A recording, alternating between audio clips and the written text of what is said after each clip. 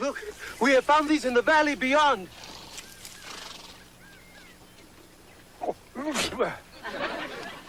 Call these grape? They taste like Fresno.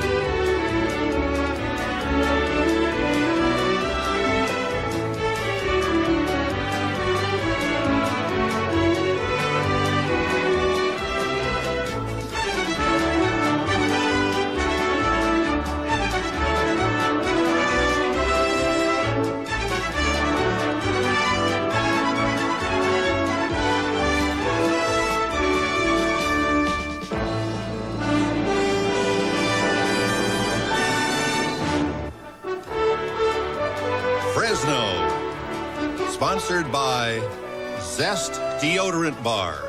You're not fully clean unless you're zestfully clean.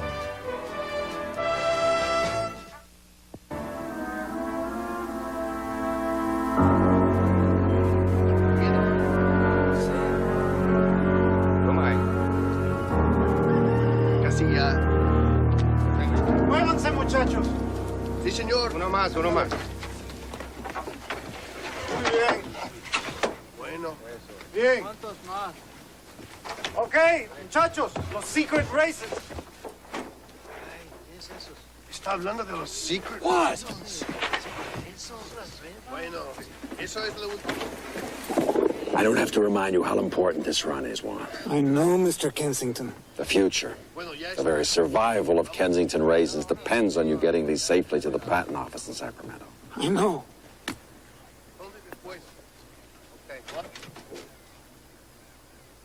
Juan, the industry hasn't seen an innovation like this in 75 years. We're not just making raisins, Juan. We're making history.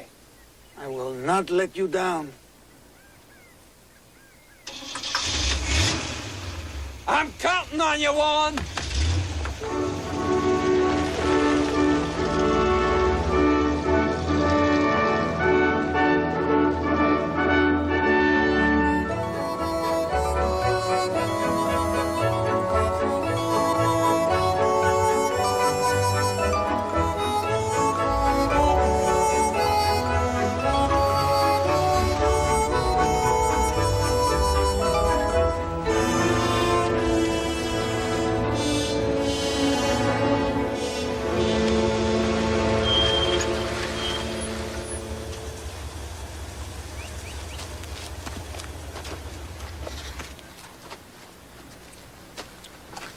¿Cómo está, Juan?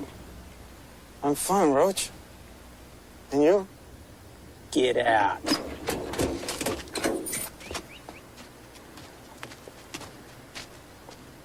Well, what have we here? This wouldn't be the Kensington secret new product, would it? I don't know what you're talking about. They're just ordinary raisins.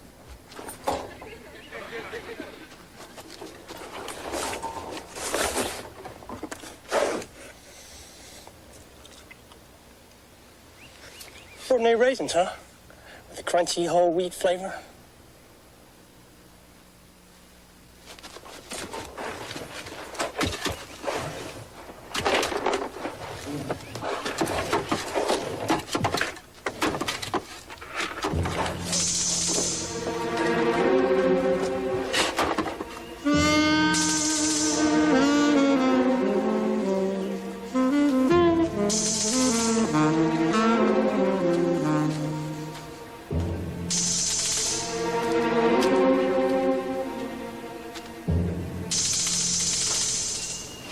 Problem?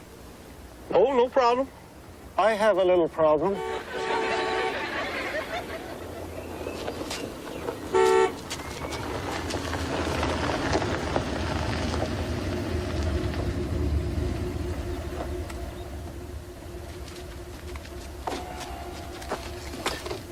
What seems to be the trouble here, boys?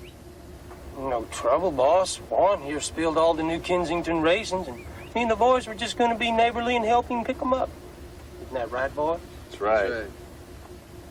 Well, that is neighborly of you, but unfortunately, you boys got work to do.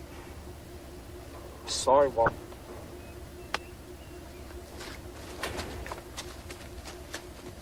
I don't think we've met. Name's Torch. Juan. Sorry about your accident. It was no accident, Mr. Kane. I suppose it was just a coincidence that you were driving by. Well, actually, I was just on the way taking my little niece here to school.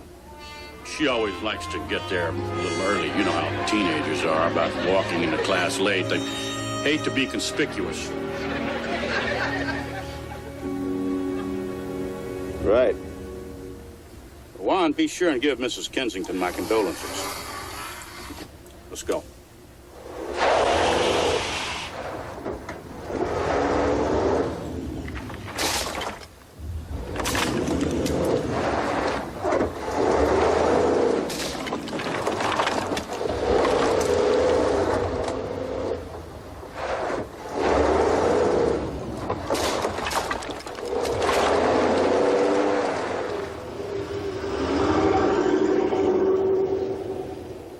Nice guy. Tyler Kane is the cruelest man I have ever known. You think he was responsible for this? I'd bet my sister's life on it. Okay, that is an exaggeration. But I'm sure he put them up to it. He hates the Kensingtons. He'll do anything in his power to destroy us. We can't destroy you by dumping one load of raisins. These were no ordinary raisins, Mr. Torch. They were bran raisins. Bran raisins. Yes, instead of putting raisins on the cereal in the morning, the cereal is already in the raisins. Kind of nutty. That is what I thought at first. But you can see for yourself, they are good. If you ask me, people will eat this stuff up. These were all you had?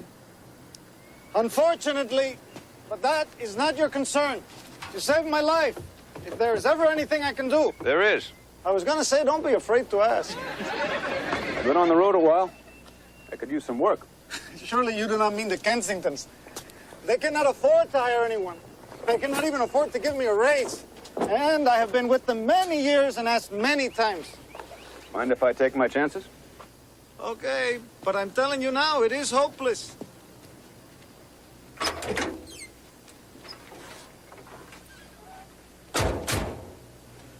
What is it you do? This and that. Perhaps you will get hired after all.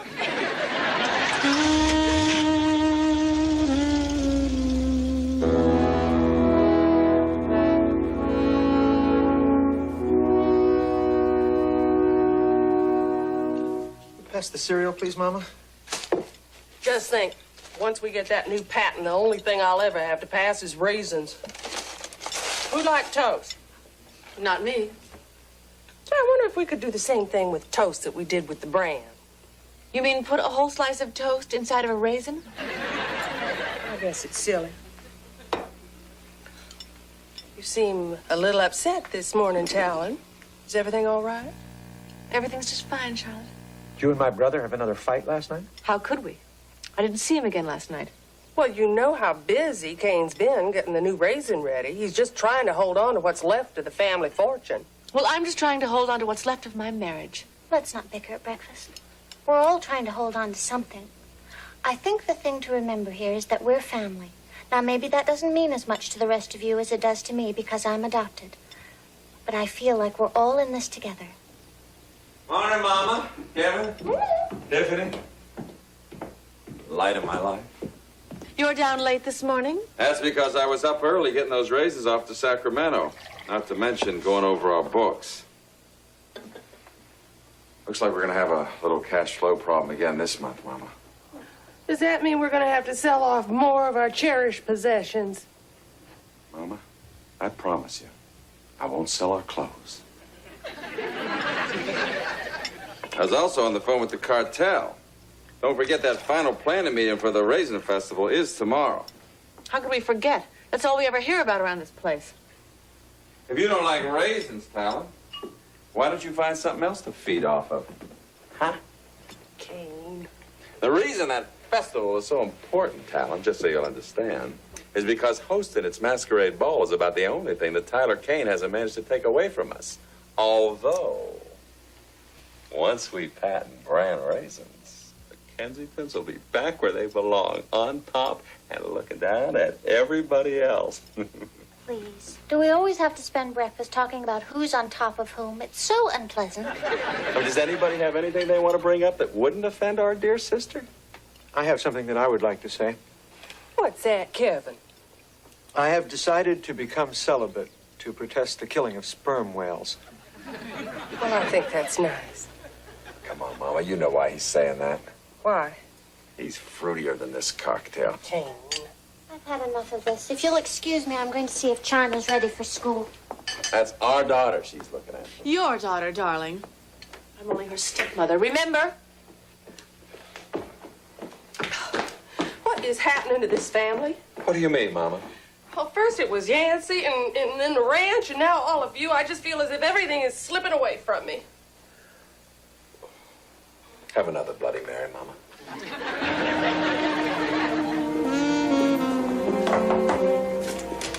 Hello? Excuse me, but this man wishes to speak to Mrs. Kensington. I'm Mrs. Kensington. No, I mean the real Mrs. Kensington. He's looking for work. His name is Torch. Torch. You want to tell me where that came from? Or should I just let my imagination run wild? Please, Mrs. Kensington, would you tell Mrs. Kensington we're here? Oh, Mrs. Kensington, there you are. I do not mean to be a bother, but this man is looking for work. His name is Torch. I'm sure. I explained to him that times are bad, but he insisted on coming. He's a good man, even though I know there's nothing for him. Nonsense. We always have room for one more good hand. What's going on? Oh, Kane. I'd like you to meet Torch. He's going to be our new ranch hand. What are you talking about? Juan, what the hell are you doing back here? You're supposed to be in Sacramento. I have bad news for you, Mr. Kensington. Some of Tyler Kane's men ambushed the truck and destroyed the brand raisins. What? Does this mean we can't get the patent? Not until next harvest. What are we going to do? I'll tell you what we're not going to do. We're not going to hire any damn ranch hands we can't afford. Seems to me you could use another good hand, especially with all the trouble you've been having. Kane, I already told him he could have the job, and I am the matriarch. And like you said, he is a good man. All right, hire him. But you make sure you confine your work to the fields, mister. Come on, I'll show you the bunkhouse. That's okay, I'll show it. It's my ranch. I'll show him. Fine.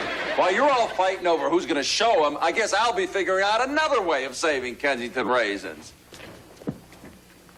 Kane doesn't mean all those things he says. He's just consumed with hatred and revenge. Shall we? Excuse me, Mrs. Kensington, but if there is money now to hire a new man, does this mean I can finally have the small raise I have been asking for? No, Juan.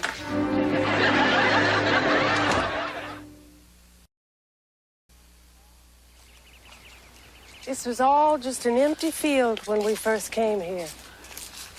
My husband and Tyler harvested it by hand. Where is your husband? He's dead. I assumed you knew. No, I didn't. I'm sorry.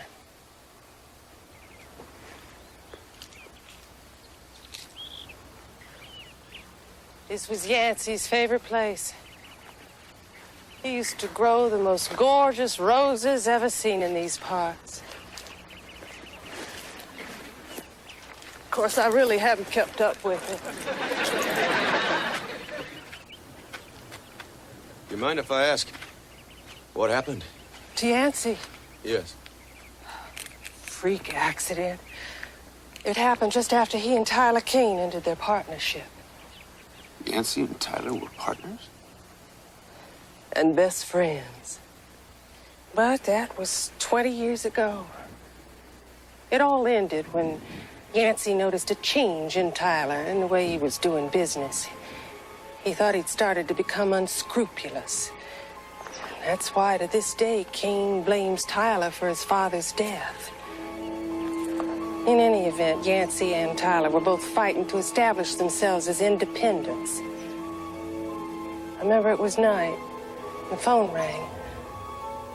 Yancey answered it, and when he hung up, he said he had to meet someone out at the dehydrator. The dehydrator is where they process the raisins for market. I remember he walked out, and then I only know what happened from the reports that were given.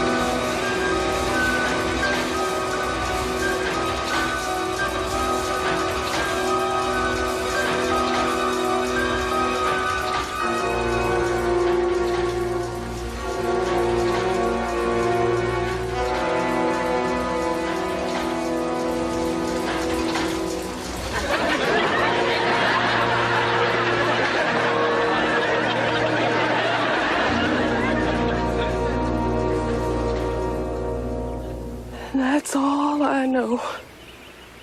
He wasn't boxed, was he?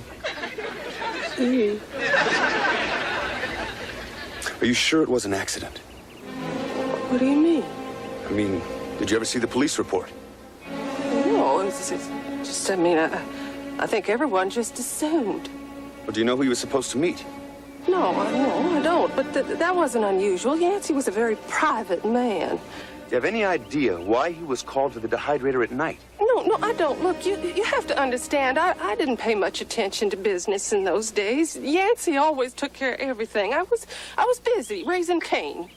You mean to tell me that your husband gets a mysterious phone call in the middle of the night, goes off to a rendezvous with you don't know who, and then has a freak accident, and you never questioned whether there was anything more to it than that?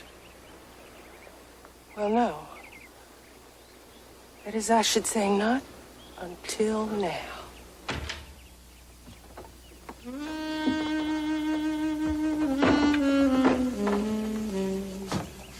Mind if I ask where you're from? George. Does it matter? Kansas. My mother ran a diner on Highway 81. And your father? I never knew my father. He just passed through one day.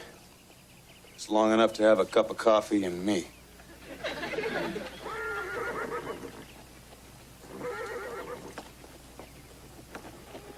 Who's that? That's my adopted daughter, Tiffany. She's young. You and your husband must have adopted her just before he died. Actually, I adopted Tiffany after Yancey died. To fill the emptiness, I don't know. I'm sorry, I didn't mean to cry. Oh, it's all right. It's all right. It's not your fault. It's just that I think maybe we've opened up enough wounds for one day.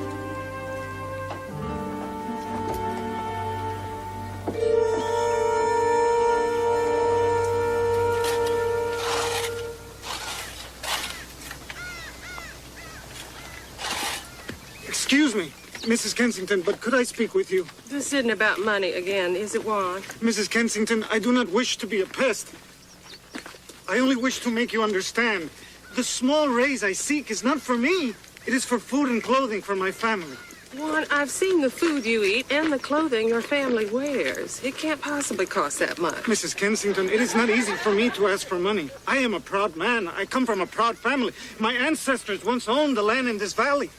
I work it as if it were still my family's land, with love and care and much labor. Look at this soil, Mrs. Kensington.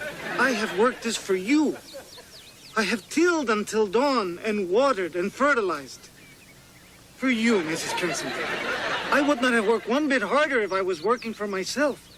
And now, all I'm asking for in return is for what I believe in my heart is fair. What do you say, Mrs. Kensington? Is it not right? It's not a matter of what's right, Juan. It's a matter of just the way things are. The world is made up of the haves and the have-nots.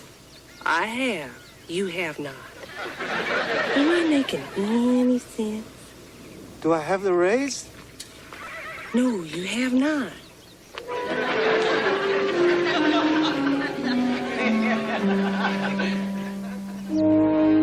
Glad you could find the time in your schedule to meet with me this morning. I'm still not sure why I'm here, Mr. Kensington. I've been reading where your Acme Toxic Waste Company's been having a little trouble with the environmentalists. I'm afraid that's an occupational hazard.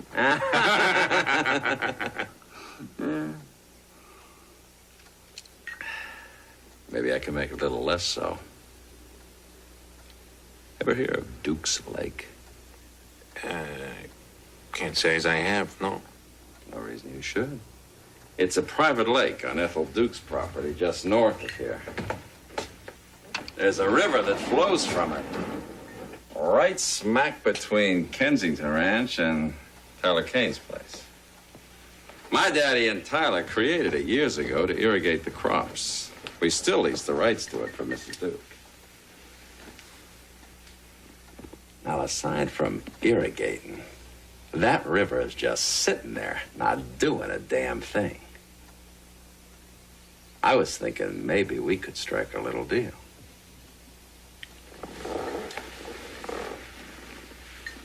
You offering me a place to dump? For a price, Mr. Acme. For a price. Brother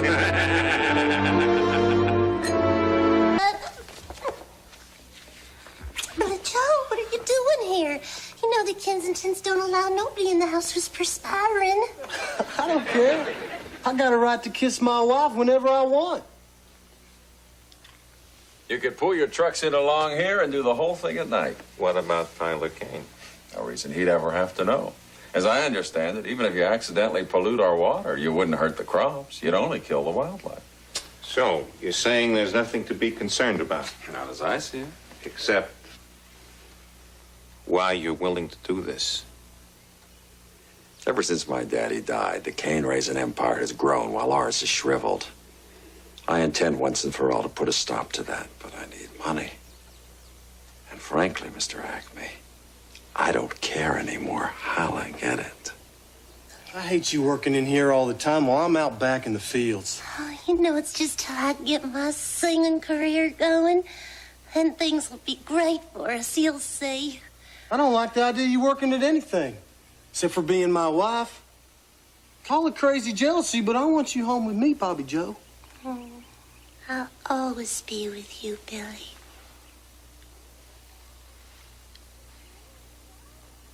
Now, please go.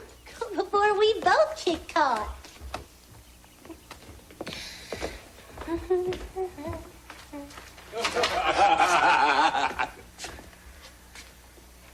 Why, Bobby Joe, how long have you been standing there? Not long. I was just dusting. These are mighty thin walls. You shouldn't be out in the hall dusting when people are in the study having a drink. I didn't even know anybody was in the study. Well, then how come you're acting so jumpy? I better get back to work. All right. Going later. All right. We're going to have to do something about this, Bobby Joe. Oh, please, Mr. Kensington. What's this I hear about you wanting to be a country western singer? Oh, it's true, but... What would you say if I had you booked on the Tucker Agajanian talent show from Bakersfield tomorrow night? Tucker Agajanian? You do that for me? Why? Let's just say I'd rather have you singing your big mouth off than shooting it off. I don't know what you're talking about. That's the right attitude. Now, what do you say? Mr. Kensington, I don't know what to say. This is the nicest thing anybody's ever done for me. Thank you. Darling, wait till you hear the good news about Bobby Joe. Why, wait. I think I can see it. Roast beef is delicious, Mama. Is it? I wasn't sure. My mind just hadn't been on cooking tonight. Are you dreading seeing Tyler Kane at that festival meeting tomorrow? No one knows how much. Well, I put together a little deal today that's going to go a long way toward getting even with Tyler Kane. Deal? You ask me, I think it's pathetic that all you and Tyler ever think about is power and greed and who can get even with whom. That's because you're a fairy queen. All right, I've heard about enough of that. Maybe I am different, but only because I'd rather spend my time preserving natural resources than corporate assets. At least I'm committed to a principle like our father was. You're not committed to anything except making a buck. Well, that's a commitment, isn't it? Kevin, wait. Where you going? Out. You wanted to make him leave, didn't you? As long as we're on the subject of leaving, has anyone heard the news about Bobby Joe? She's going to sing on a talent show tomorrow night from some bar in Bakersfield. Yes. And Kane, the dear, arranged the whole thing. I told you that was innocent. You honestly believe I would have an affair right here under our own roof? If you could get away with it, I think you'd have an affair in the back seat of our car with me driving. Kane, really. It's all right, Charlotte. I was just about to take a sip anyway. I'll get it. Hello? Fine. I'll see you there in a few minutes. I've got to go meet someone. I may be a while. Don't wait up. Excuse me.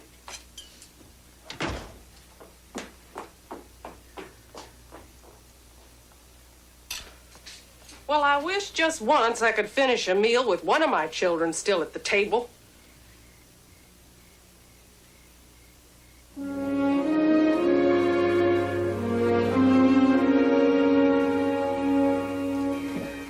Which boots do you think I should take?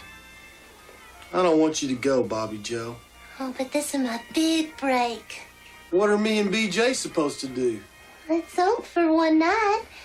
BJ can stay with the Kensingtons like he is tonight. I don't want nothing that comes from Kane Kensington. Billy Joe, all my life, I've wanted to make music and sing my songs for the people. It's what I was born to do. And I love it. But that don't mean I love you any less. Know what I've always said? No matter what happens, no matter how famous I get or how far I go, I'll always come back for you. Oh, I'm sorry, Bobby Joe, but I'm just not in the mood when I'm thinking about Kane Kensington. Well, don't think about him. Well, how can I not think about him? He can do things for you I can't. There's one thing you can do for me that he can't. Oh, he can probably do that better than me, too.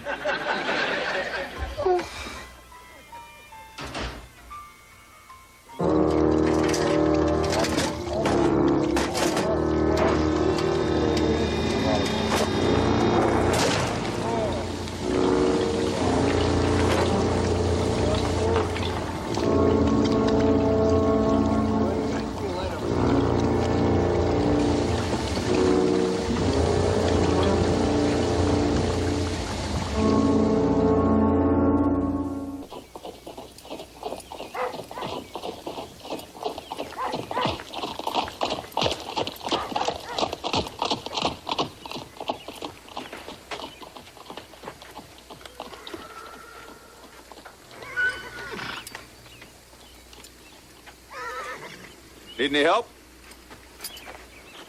I don't know why I'm having trouble with this today. Why don't you ride bareback? You mean the horse, right? I've never tried this before. Is there anything I should know? Just take it easy and let the rhythm of the horse lead you. By the way, I'm Torch. I know. I'm Tiffany. I know.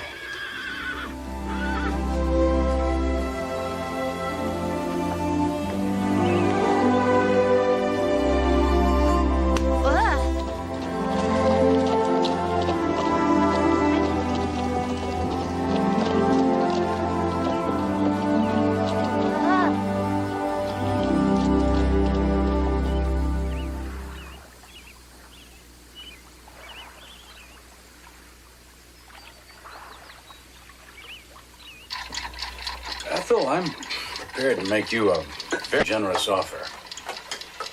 We're not going to go through this again, are we, Tyler? $500,000. That'll buy a lot of clocks. I know what you're trying to do. You only want this land so you can cut off the Kensington's water supply. Well, what's wrong with that? By cutting off the Kensingtons, I get control of the valley. If I have control of the valley, I have control of raisins. Is that so important? It's very important, Ethel. The man who controls raisins controls Fresno. He and Ethel still in there? Yes. Way he keeps coming around, fella could get suspicious. You get my drift.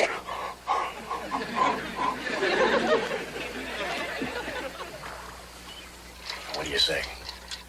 What I said before. The land is not for sale. Damn it! I'm tired of this. Now, you sell me that land, Rob. What? You'll hit me? Go ahead. You haven't got the guts. Oh, my God. The king. And he lost control. I don't like losing control of anything. You don't control me, Tyler. Not yet. But I'm not finished. Because I'm coming back again. And again and again. And each time it will be more unpleasant. Because each time I'll offer you more money.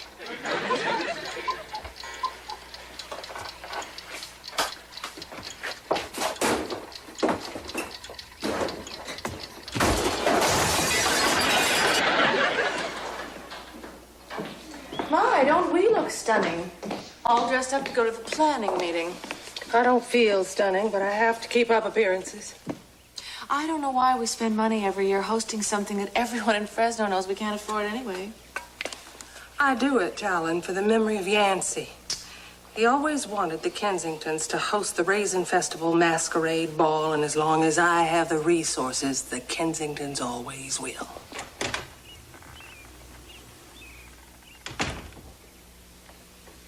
car is waiting, madam. Thank you, Charles. Kane! The Rose, I'm sorry to say, is not running today, madam. Very well, Charles. Well, we're off. Bye, darling. Any plans while we're out? Oh, I thought I'd drink a fifth of gin and slit my wrists. Oh, then this really is goodbye. Well, in any event, enjoy yourself. Let's go, Mama.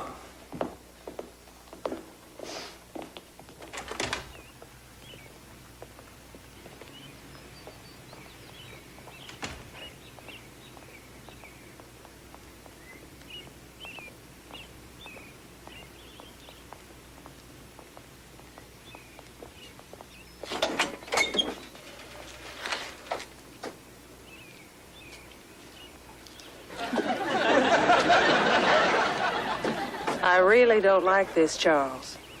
Nor do I, madam.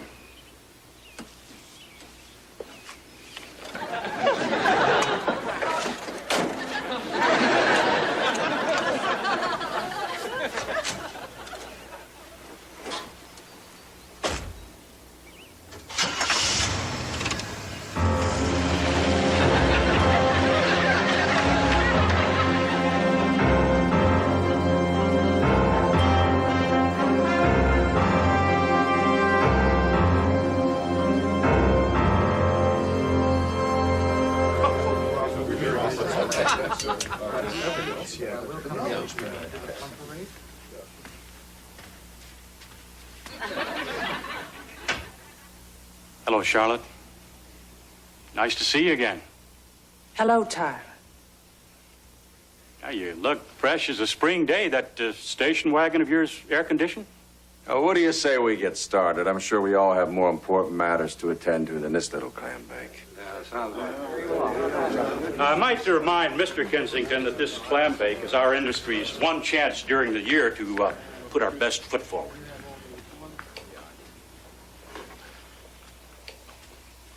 And speaking of best feet, I have a little suggestion to make about the masquerade ball. What's that? Well, I suggest we move it to my place this year. Oh. You won't stop, will you? What do you mean? You know what hosting that ball means to me. It was Yancey's pride and joy. I thought roses were Yancey's pride and joy. Roses and balls. They were both joys. It was impossible to tell which he prized more. You're not going to take this away from me, too, Tyler. Well, frankly, the Kensington ball is just not what it used to be. We have always entertained beautifully for the ball, and we will again this year. You didn't serve food last year. We did, too. You had crackers and canned cheese. We had Raisin Mousse Jubilee, and you know it. Look, I think the only fair thing to do is just take a vote. All those in favor of having the ball at Mrs. Kensington's place again this year, say aye. Aye.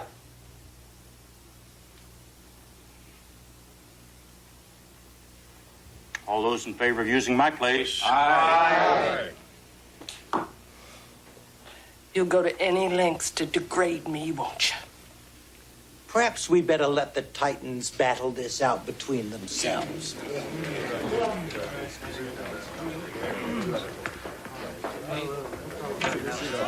Come on, Kane. Well, I'm a Titan, too, aren't I?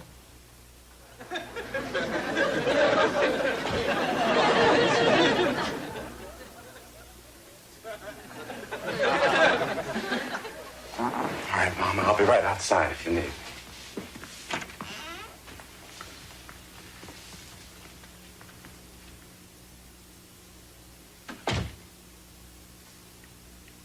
Charlotte.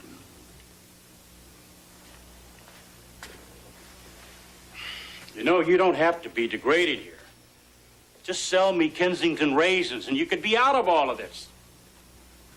You'd offer me half of what it's worth, if that.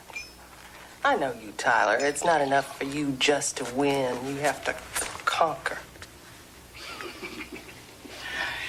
Why do you make ambitious sound like something bad? Maybe you forgot how ambitious Yancey was. Not at other people's expense. How would you know? You were one of the things he wanted. And he always got what he went after. One way or another. Actually, we're not that different. You'll never be the man Yancey was. Charlotte, Yancey is dead. Right now, I'm twice the man he is. The only reason you want us out of the raisin business is so that you can erase the name of Yancey Kensington from this valley forever. But I am warning you, Tyler, I will die before I let that happen. Well, if things go the way I plan, I'll erase the name of Yancey Kensington, with or without your help.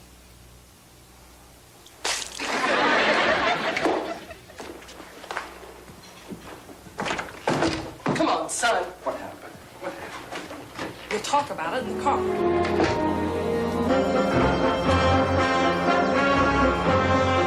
Well, what did you say to Tyler? I didn't say anything. I threw my drink in his face and walked out. Why? We were right about him. He intends to get those water rights and cut us off.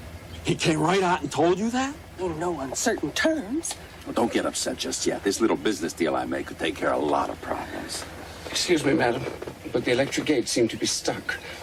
I shall have to get out to see what the trouble is. Very well, Charles. Don't forget, in all of this, we've got an ace in the hole. You mean Ethel Duke? She does seem to be on our side. Who knows, with the new money coming in, maybe we can buy the water rights. Do you have any idea how much they cost? I'm not even sure she'd want to sell. But say she's willing to sell. Do you think she'd sell to us? I don't know, but I'm sure she'd rather sell to us than to Tyler. I don't think she wants to sell at all. Well, that's best for us. Let's hope she doesn't. Well, still, I worry. How can we be sure that Ethel's not going to bend to Tyler's pressure? Or worse, to his plans? We can't be sure. That's why we have to keep our eyes and ears open. Fortunately for us, Fresno can be a small town. I doubt there's too much he'd go on behind our back.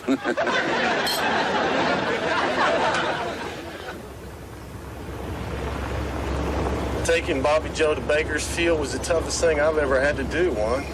Trying to get a raise from Mrs. Kensington is the toughest thing I have ever had to do. I don't know what'll happen if it turns out Bobby Joe's successful. They say success can change people. I wouldn't know about that. Here we are. You gonna be okay? Yeah, I'll be fine. I'm just gonna go in, pop a beer, listen to Bobby Joe on the radio tonight, and hope all her dreams don't come true.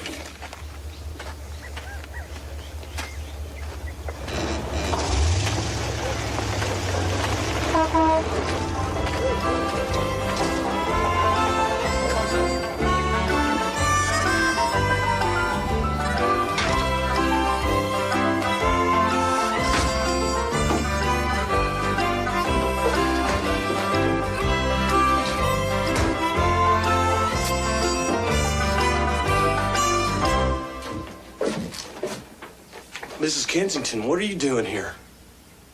Oh, I was just out for a walk, and I thought I'd stop by. Oh. Well, is there something I can do for you? I certainly hope so. I know you're probably all nervous. Now, don't get nuts if I mispronounce your name. Hell, I mispronounce my own name half the time. Is there some place I can tune my guitar? You're the ladies' room right over there. Tuner guitar. I thought you said this was amateur. What's going on? Well, I just thought we could both use some company tonight, what with your wifey off in Bakersfield and my pathetic excuse for a husband probably on his way there to join her. What? Well, you don't honestly think Kane did your wifey a favor just to be nice to you? Kane's never done anything in his life that he didn't expect to be paid back for, one way or another. Bobby Joe wouldn't do that to me. Oh, baby, I don't think she's doing it to you. I think she's doing it with Kane. Get out. What? I don't want nothing to do with you. You're joking. Well, yeah, I am. You just take your clothes and your jewels and your fancy furs and get on home where you belong. You only come over here because you got some problem with your husband. It's got nothing to do with Bobby Joe. Because you probably see me working out in the fields and thought I was kind of sharp on account of the way I don't wear no shirt sometimes. The sweat kind of glistens off my chest. But I don't want your kind around here. You're nothing but a cheap tramp and a liar. Oh. Oh.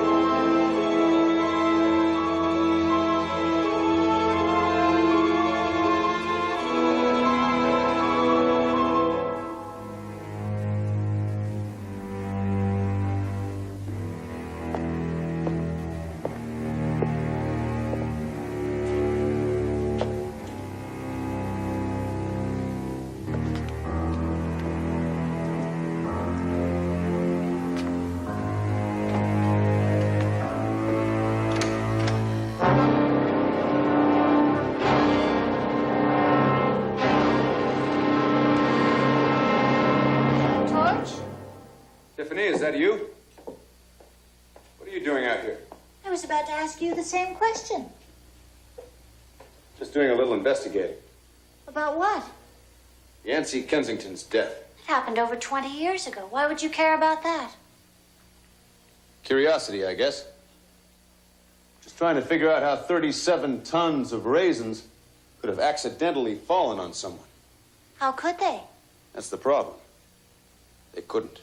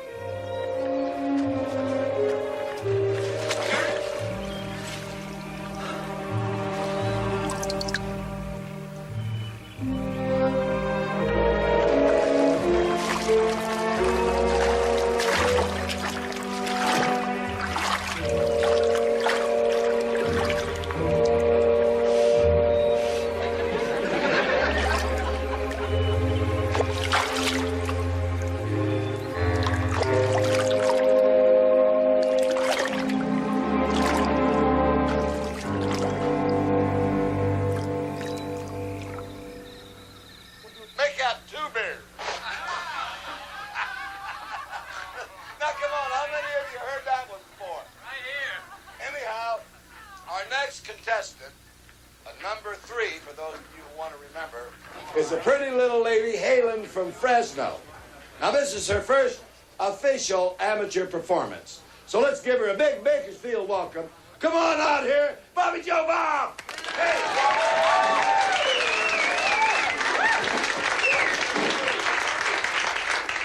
Y'all, before I sing, I'd like to thank somebody. He's a special man without whom my being here tonight would not have been made possible. Mr. Kane Kensington. Kane Kensington? Just because you're a migrant worker don't mean we got a migrant love. Every step you take, every sound you make is what I'm dreaming of. When the sun goes down and you come around, I thank the stars above. Just because you're a migrant worker don't mean we got a migrant love. Just because you're a racing cowboy don't mean we're raising only one. Every time we kiss, even when you miss, it's curling to my tongue. When the day is done and it's time for fun, up my temperature goes. Just because you're a racing cowboy don't mean we're raising only those.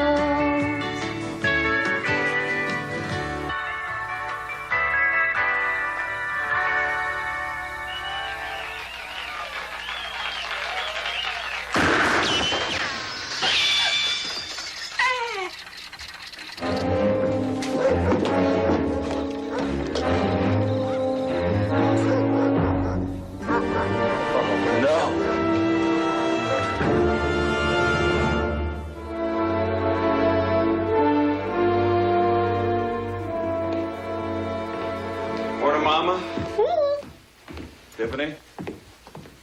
Air that I breathe? You didn't come to bed last night. Up late in Bakersfield? I know you prefer to think I've been unfaithful, Sugar Plum, but the truth is I did come to bed last night. Well, you weren't in bed this morning. That's because I was up early this morning at the police station. Well, police station? What for? For Billy Joe Bob. He's been arrested. For what? Hold on to your raisin toast. For murder.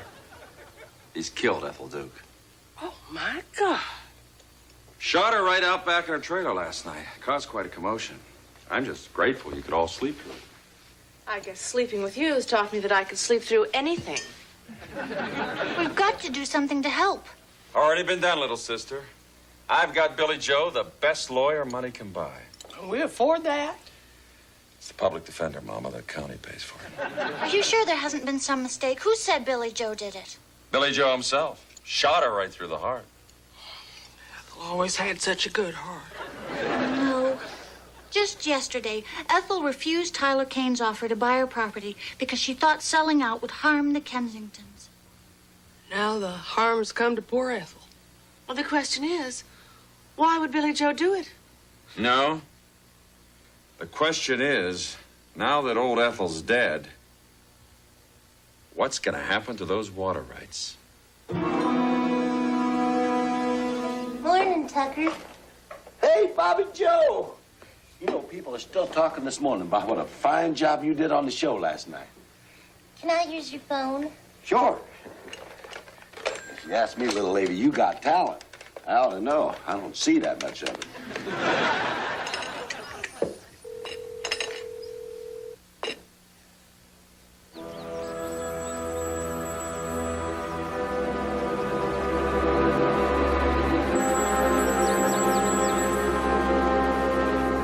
I don't the answer.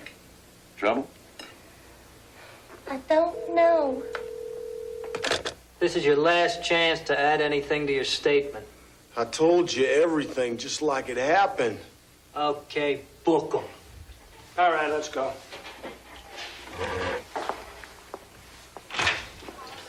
Hold it, Sergeant. You're not going anywhere with my client. Your client? Desiree de Mornay, attorney for the defense.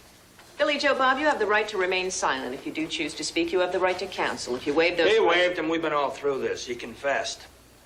I confessed because it was all an accident. Sit down. Tell me what happened. You can read what happened in the police report. Where were you earlier? It takes me a while to get ready, okay? Go ahead, Billy Joe. They can wait. Tell me your side of it. Oh, it's the same thing I told everybody. I was upset because Bobby Joe went to Bakersfield to sing on this talent show. I didn't want her to go off and have a career. I wanted her to stay home and have babies and be my wife. You can understand that, can't you? Yeah, you can understand that, can't you, Miss Defense Attorney? My job is to defend you, Billy, not to understand you. Please go on. When I heard Bobby Joe on the radio, I couldn't take it anymore. I just went crazy for a second. I shot the radio. That's what I was aiming at, not Mrs. Duke. Then how did... Ricochet. It's pretty open and shut. The only thing to determine is the charge. Naturally, the state's going to argue for second degree. Second degree? The man shot with malice aforethought. How can you say that? He didn't shoot with malice or forethought. If he had no forethought, why'd he have a gun? I don't think we'll have too much trouble proving that he shot that radio in anger. I admitted I was angry. Especially if he keeps confessing. I'll shut up. All right, gentlemen, make whatever charges you want to, but I warn you both. I'm planning to take this whole thing to court.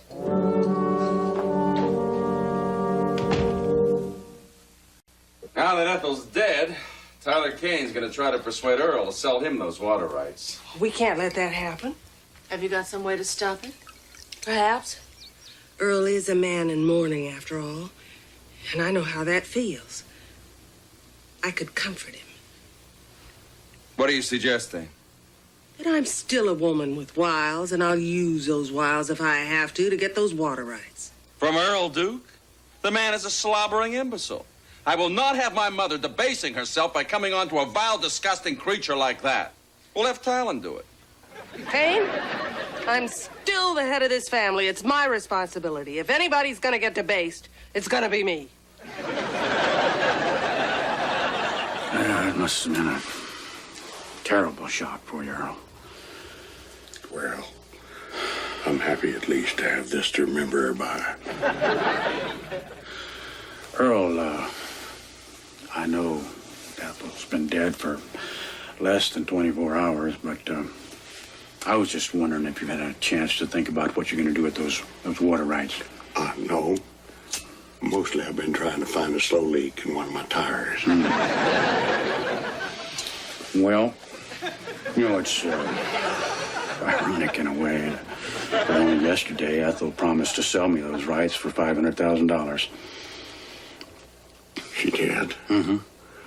You, being a man of integrity and all, I'm sure you'll want to honor her last wishes. Oh, absolutely.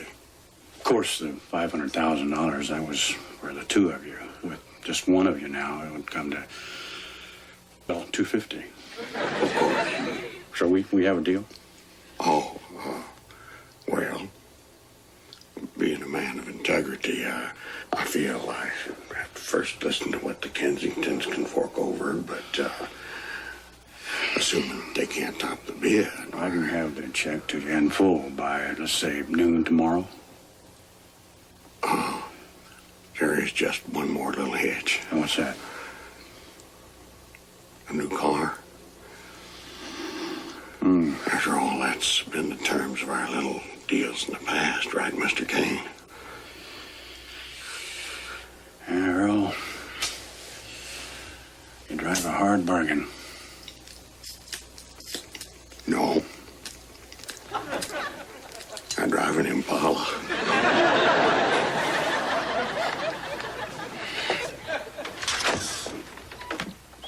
Okay, Earl. See you, buddy. Do I detect victory, sir? Troy, by this time tomorrow, I should control all of Fresno. Congratulations, sir.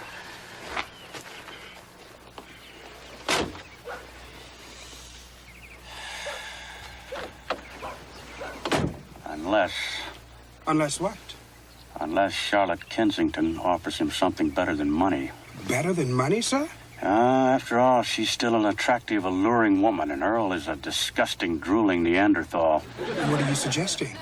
I'm suggesting that money may not be the root of all evil, and if I'm right, I may have to sweeten my offer with a little candy. Yeah.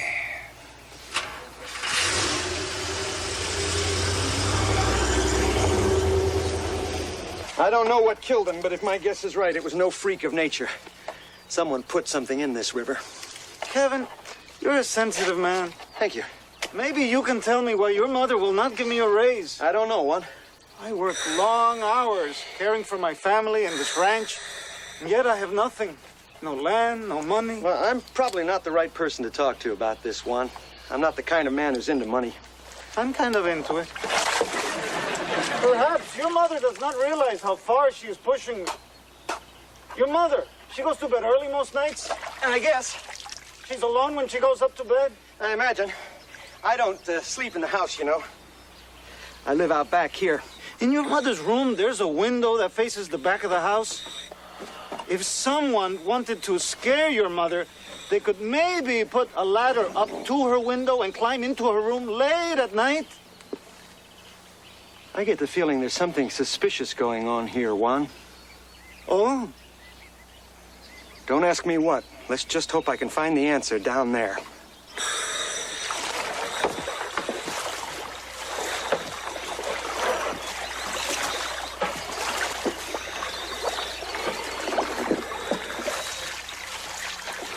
Here I go. Wish me luck. Good luck.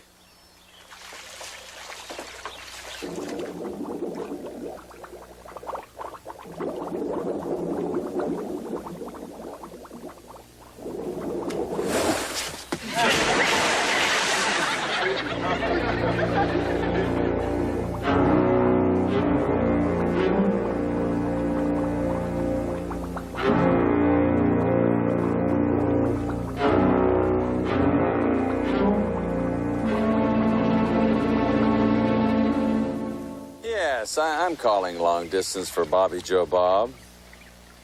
Oh, she's over at the club already, is she? No, that's all right. I'll try her there. Just had some news to tell her about her husband, but it's nothing that can't wait. Goodbye. Kane? What is it, Kevin? Look at this. What? What are you doing? We have got dead fish on the riverbank as thick as flies. What are you talking about? I'm talking about somebody polluting our river water. There's an Acme toxic waste drum at the bottom of the riverbed. I don't know who had them do it, but somewhere in this town we've got a carp killer on our hands. Take it easy, little brother. Maybe it was dumped there by accident. Oh, you don't accidentally drop a 55-gallon drum into a private water supply. Some sick, sadistic fiend did this. I certainly hope you don't think I had anything to do with it. Look, why don't you let me do some investigating and see if I can find out what happened? No, I'm going to take care of this myself. I'm going down to this Acme company personally. Find out what's going on. Somebody is going to pay for this, Kane. And pay big, I promise you. Kevin, wait, Kevin! Now he's worried about a dead fish.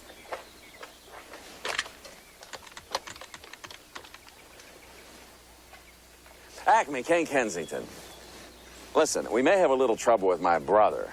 Well, it seems like your men weren't too careful the other night. What do you mean I didn't tell you the river was only 4 feet deep? Okay, let's not get into a blame thing. I'm just calling to say if my brother stops by, not to say anything. Just play dumb and tell him it won't happen again. Well, knowing Kevin, he'd rather hear you say you're sorry than pick a fight with you.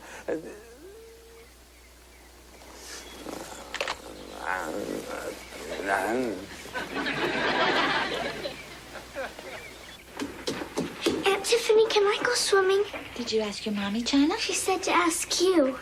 Sure. Go ahead. I'll watch you through this window here. Thanks.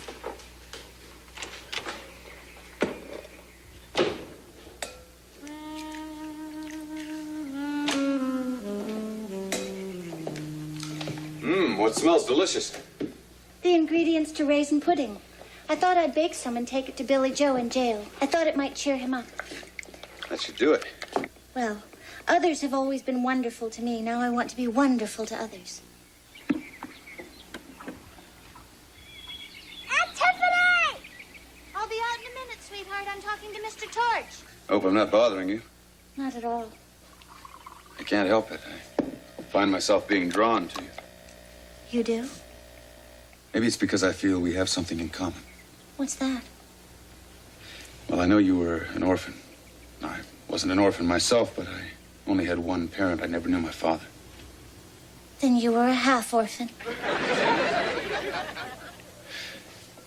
Ever wonder about your real parents? Wonder what? Who they were? Oh, sure. When I was younger, I tried to imagine they were missionaries in China. Aunt Tiffany! In a minute, China. Mr. Torch and I are discussing China. Do you have any idea what happened to them? My parents? Ever wonder what they were like? Of course. Ever wonder if they're still alive? What? Ever wonder if you could find them again? Well, no. That is, I should say, not until now.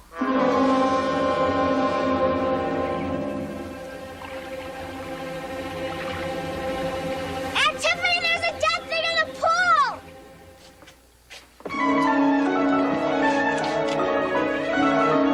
What is it? We're coming, honey. China, don't go in there. There could be something wrong with the water.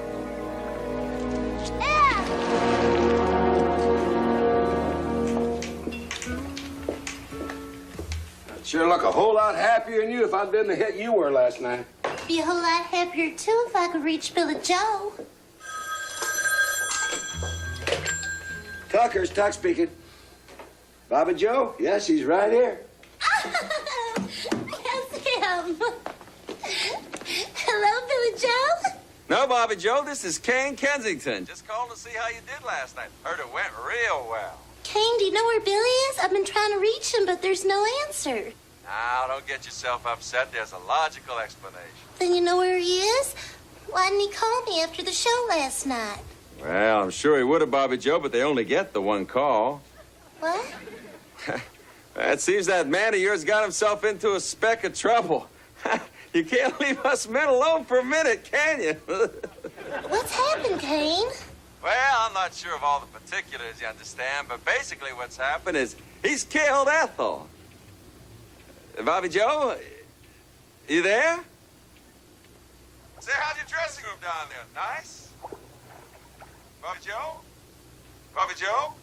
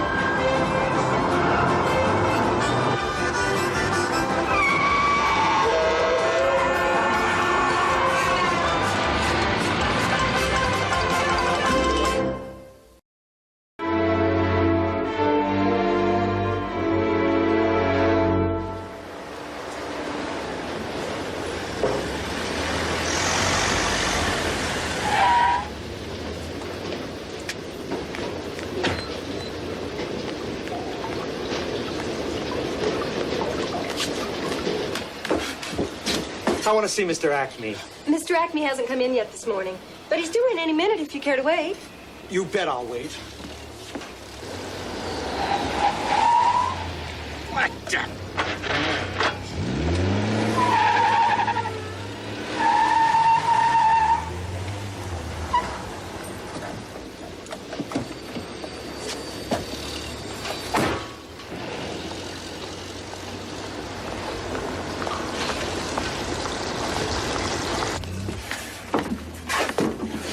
Who's parked in my space?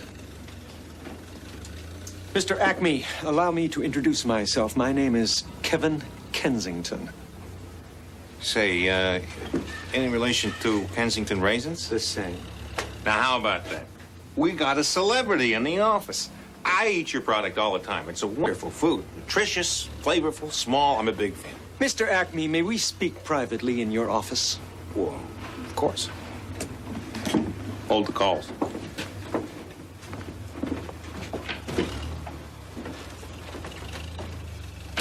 Well, what can I have the privilege of doing for you, Mr. Kensington? You have been illegally dumping toxic waste into the Kensington Kane water supply. Before I press formal charges, I want to know why. There must be some mistake. There is, and you made it. I have got a 55-gallon drum with your name on it for proof. Now what do you have to say? I promise you I don't know anything about it. But believe me, I want to find out. Well, you better, because I am holding you personally responsible.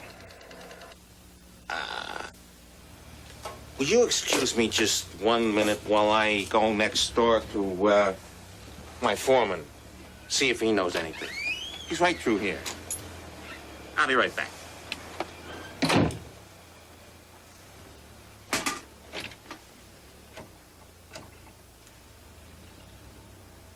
This is Acme. Kevin Kensington is sitting in my office. I don't want him to leave here alive.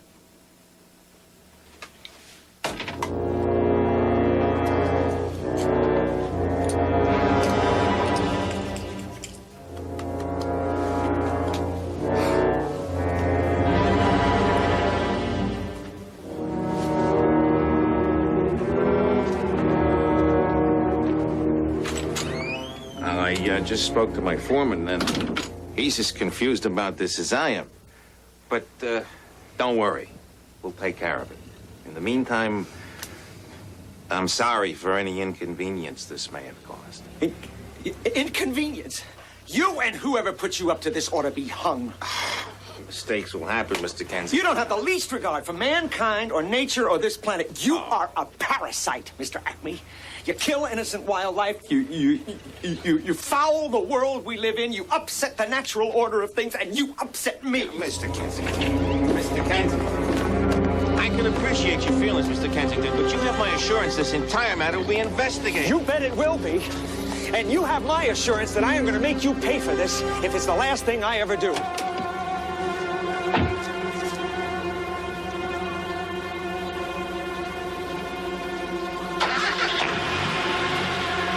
I'm sure it will be, Mr. Kensington.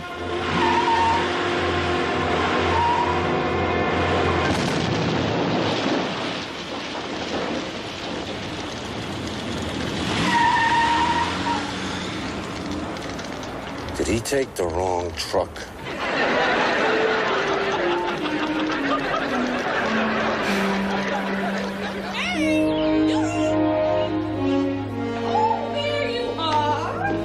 Where have you been? I'm shopping, get my hair done. I had to find something to wear when I go see Earl Doom. Doesn't your mama look just as sharp as barbed wire? Why, you wouldn't believe the number of men who whistled at us. Don't you mean whistle back? Don't be cruel. I know you don't like the idea of my going over there, but you won't mind it so much when it works. Now, if you two will excuse me, I think I'm going to go upstairs and spray my hair some more. Come along, Charles. Well, did you call Bobby Joe with the heartbreaking news about Billy? We're not going to start that again, are we? Why are you always accusing me of cheating on you? Because you always are. Don't forget, darling, that's how I got you. I wish you could believe me. And I tell you, you're the only woman I've ever been unfaithful with. And I wish it were true. But remember, my sweet, two can play this game. What's that supposed to mean? You don't really think I went to all this trouble because of you, do you?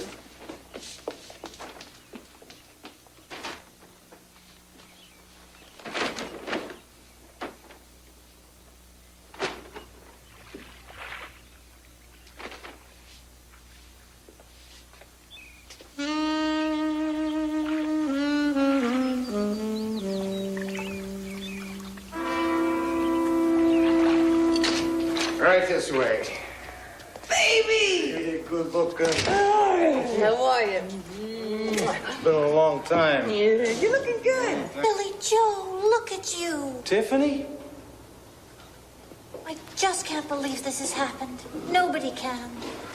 And now that I see you sitting there in your prison togs. These are my own clothes. Oh. Well, it's seeing you behind this screen then. Anyway, I just came to tell you that everyone's concerned about you and thinking about you and hope you get home real soon.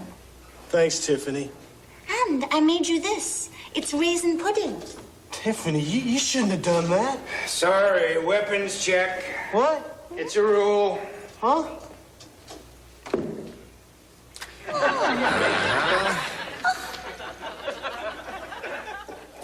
I know this must seem silly, but you just can't be too careful. You'd be amazed at the things people try to sneak into prisoners.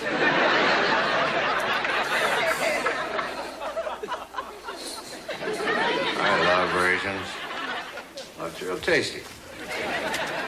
Well, that seems to check out fine. Enjoy it.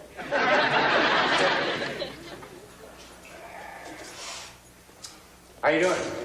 Great.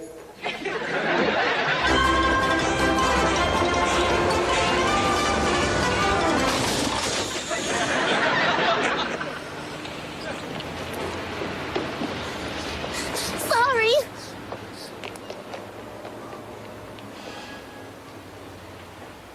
Maybe if you tried to eat around the parts you squished.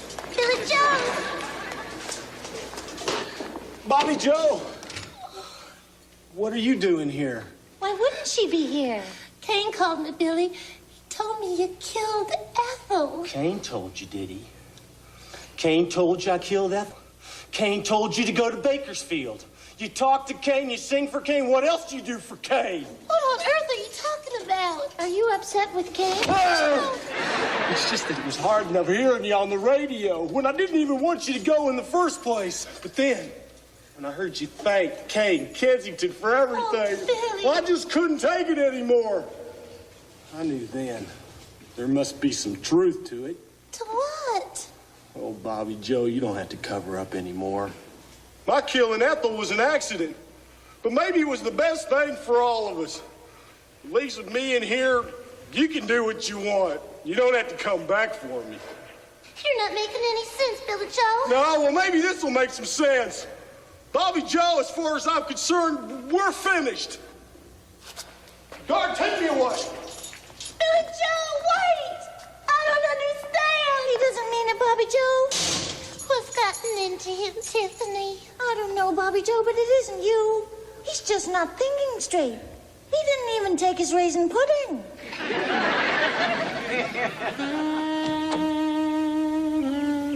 Penny for your thoughts. What are you doing here? Thought it was time we got to know each other a little better.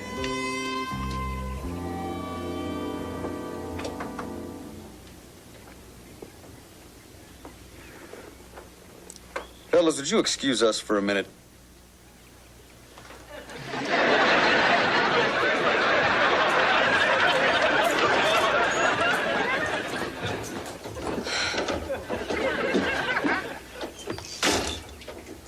Thank you. I only did it because I don't like to have company when I let a lady down. What? Nothing's going to happen between us. I must be losing my touch. I doubt that. You're a very attractive lady, Talon. But I won't be used as a pawn between you and your husband. You're an amazing man, Torch. Thank you.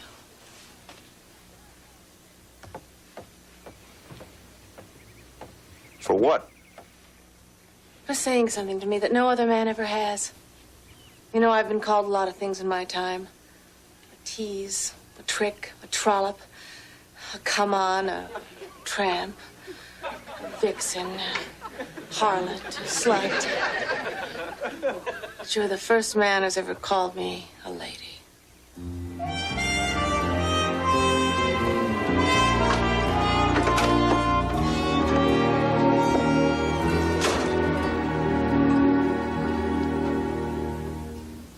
Kane, this is Acme. We got a problem. What's the problem? Your brother. He's not gonna go as peacefully as you thought. Oh? He says he's gonna make me pay for this if it's the last thing he ever does. I want to make sure it is. Well, I think you're really worrying for nothing, Acme. I mean, Kevin's very sensitive, but I don't think he'd actually do anything. We can't afford to take that chance. I guess...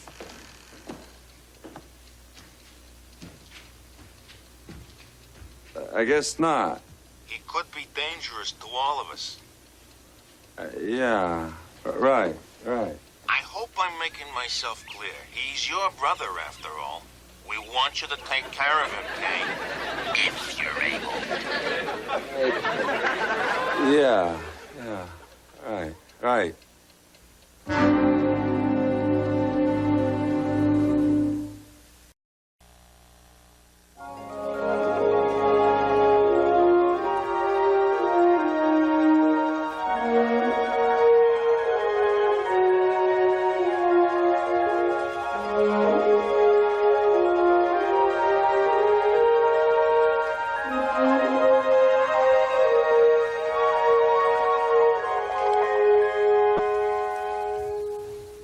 Charles, I'm ready now. Bring the rolls round.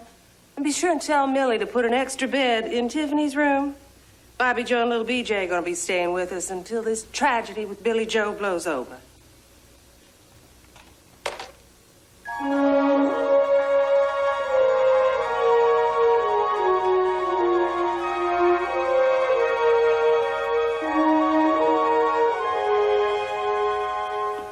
Well, will Earl Duke be impressed? The car is waiting, madam. Thank you, Charles. I'm sorry to say, madam, the Rolls isn't running again today. Very well. Kane, I do wish you wouldn't be so disapproving about my going over there. Frankly, there's a part of me that's anxious to see if I can really do this. Charles, what do you think? Do men still find me attractive? Oh, yes, madam. You see? This just may solve all our problems.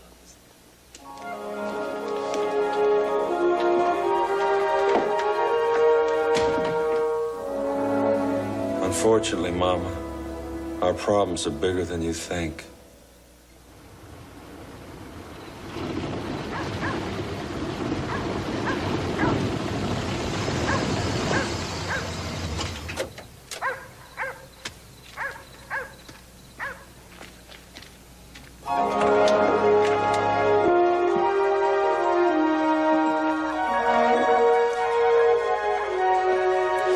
Thank you, Charles.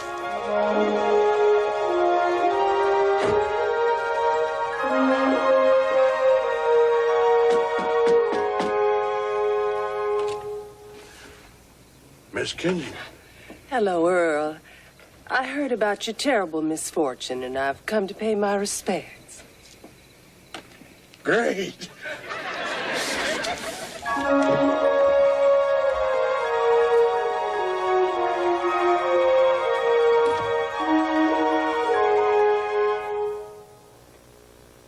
Would you like a drink?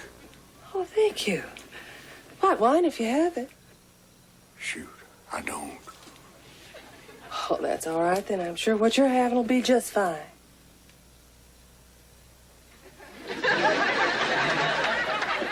Thank you. I brought you some nice, fresh, homemade raisin bread. I thought it might help. Well, I'm sure it will.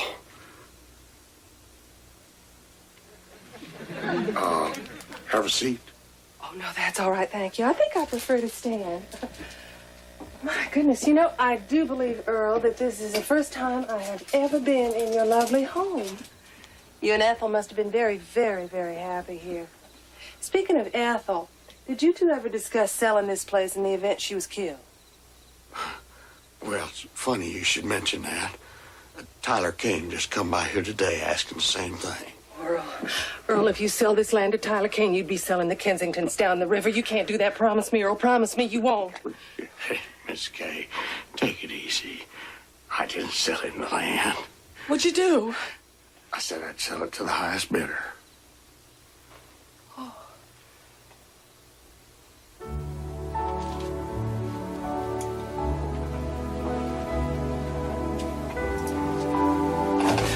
Wouldn't you like that to be me, Earl? Sure. I can't honestly say that I can outbid Tyler in a monetary sense, but there are more important things in life than just money, wouldn't you say? Like what?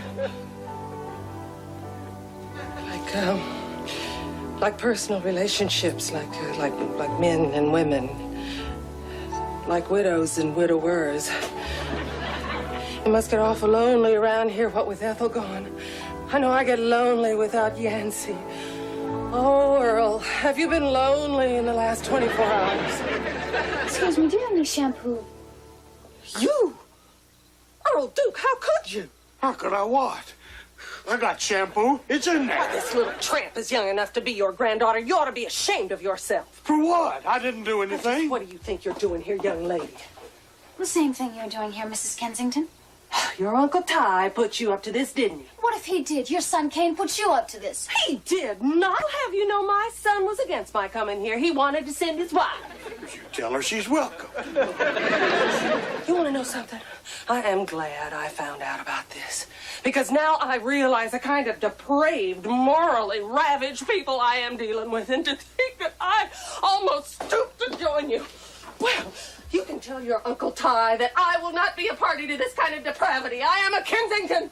And Kensingtons always have and always will conduct themselves with class. Charles!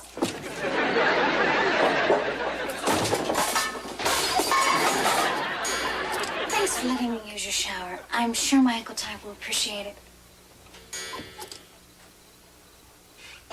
What the hell happened here?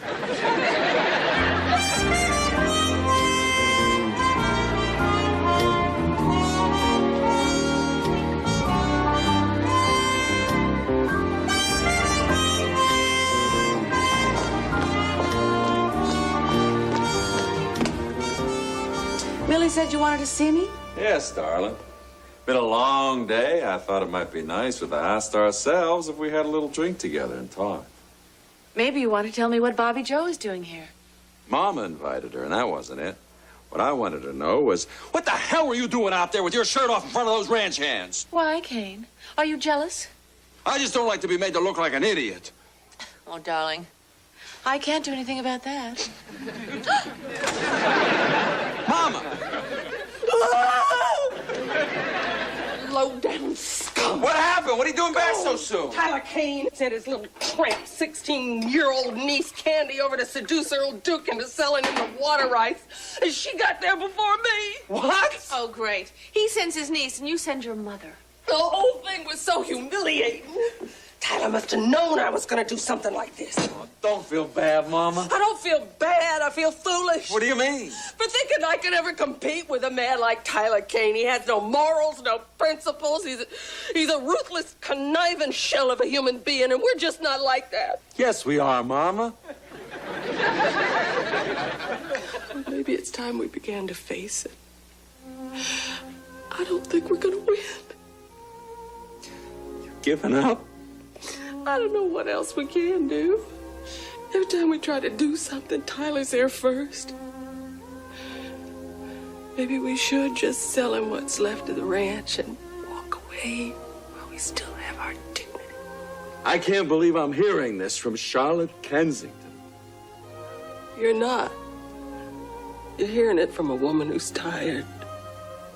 Tired of fighting and tired of losing.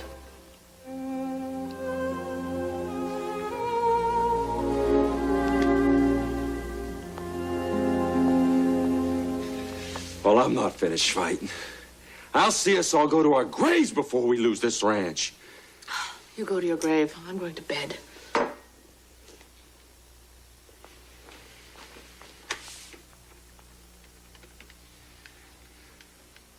Acme, Kane, Kensington. I want to propose a new deal. I'll take care of my brother, like I said.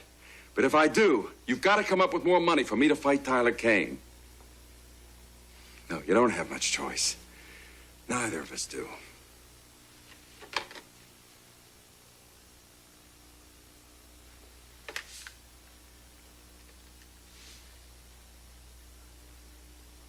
Hi, can you talk?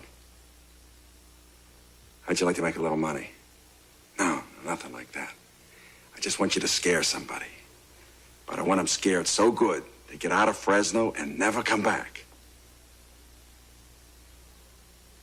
It's my brother. What? This is Kane Kensington.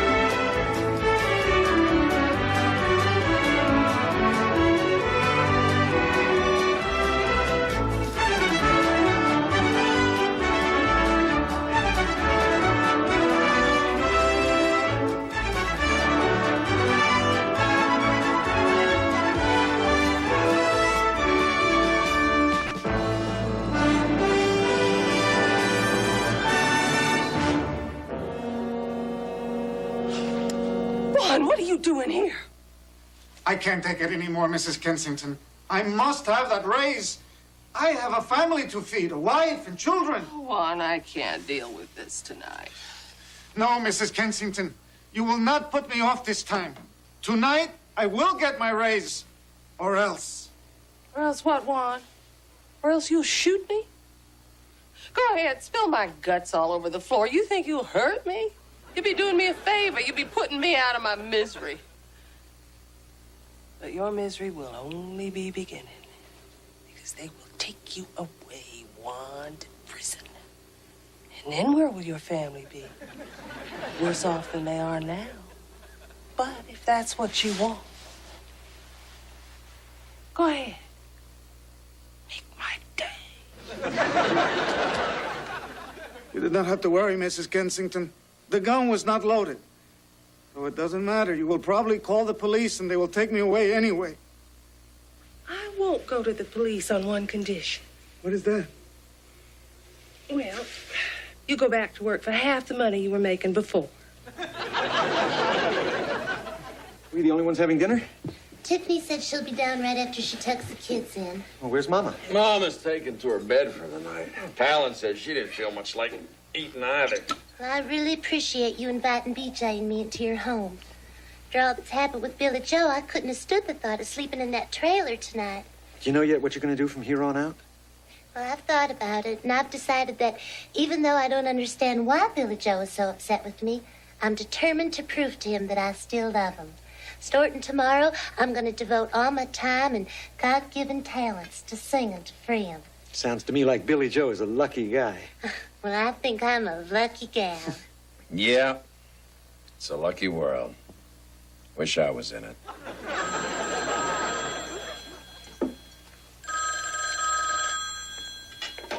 Hello? Meet me at the dehydrator, Kensington. What? Meet me at the dehydrator, Kensington. Oh. It's for you, Kevin.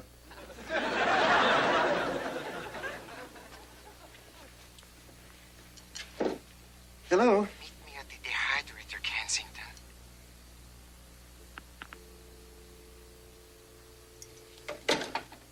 Who was that?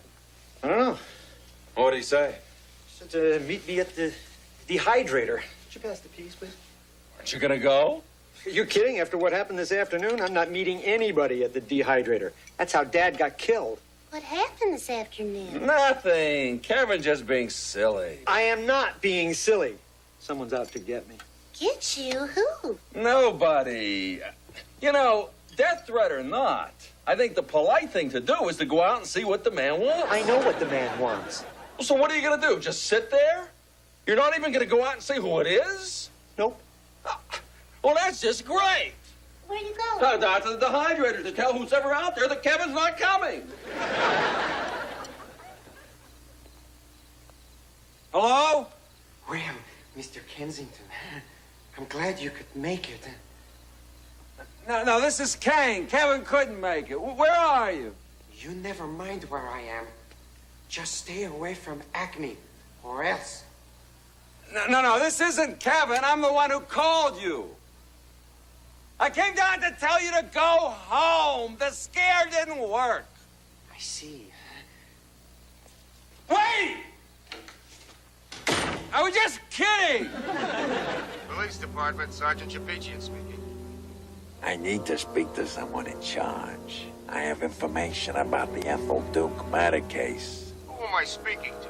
I can't tell you that, but I have reason to believe there was a conspiracy to kill Ethel Duke. A conspiracy? Yes. I believe the conspirator was Kevin Kensington. I know for a fact that Mr. Kensington went into an uncontrollable rage when he learned the Kensington water supply had been polluted. I heard him say he was going to make somebody pay for this, and pay big. I think he blamed Ethel Duke, and I think he hired the bar boy to make it look like an accident. Although it pains me to say it, I believe Kevin Kensington should be arrested on the grounds of environmental insanity.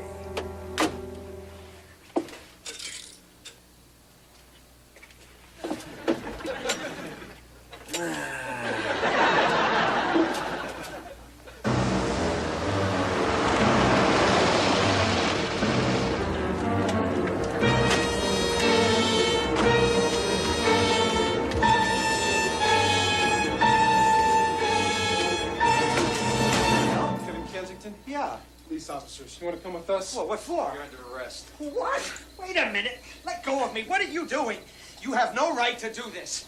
What am I being arrested for? The murder of Ethel Duke. What? Put him in the car. I didn't kill Ethel Duke. I didn't kill anybody. Who told you that? Stop. This is a mistake, I'm telling you. You got the wrong guy. Someone is setting me up for this.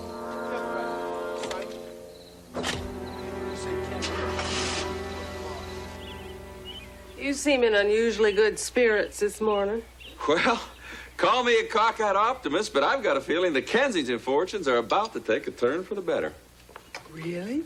Have you seen Kevin this morning? As a matter of fact, I saw him very early this morning, just as the police were dragging him away. What?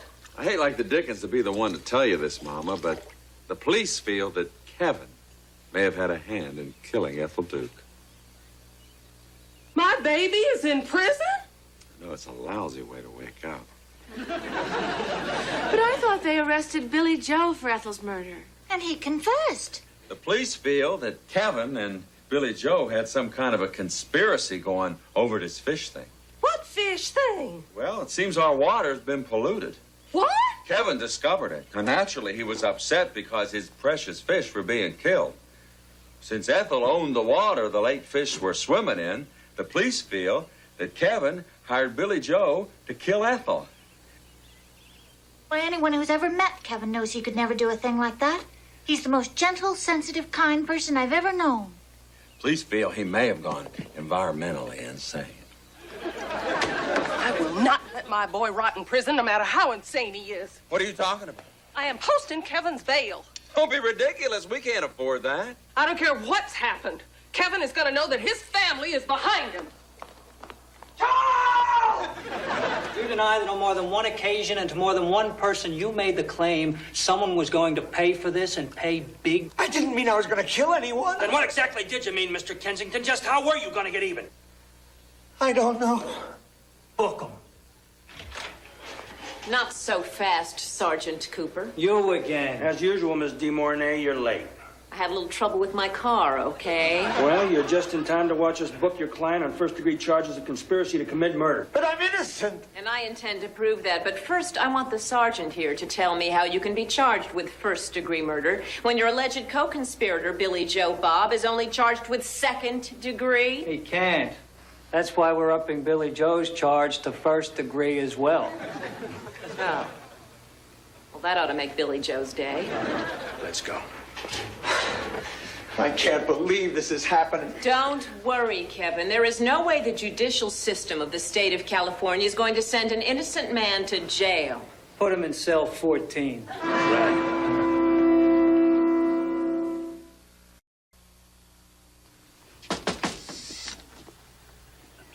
Howdy, Earl. Hope I'm not troubling you. Thought it was about time I stopped by for a little neighborly visit. May I come in? Well, sure. Thank you.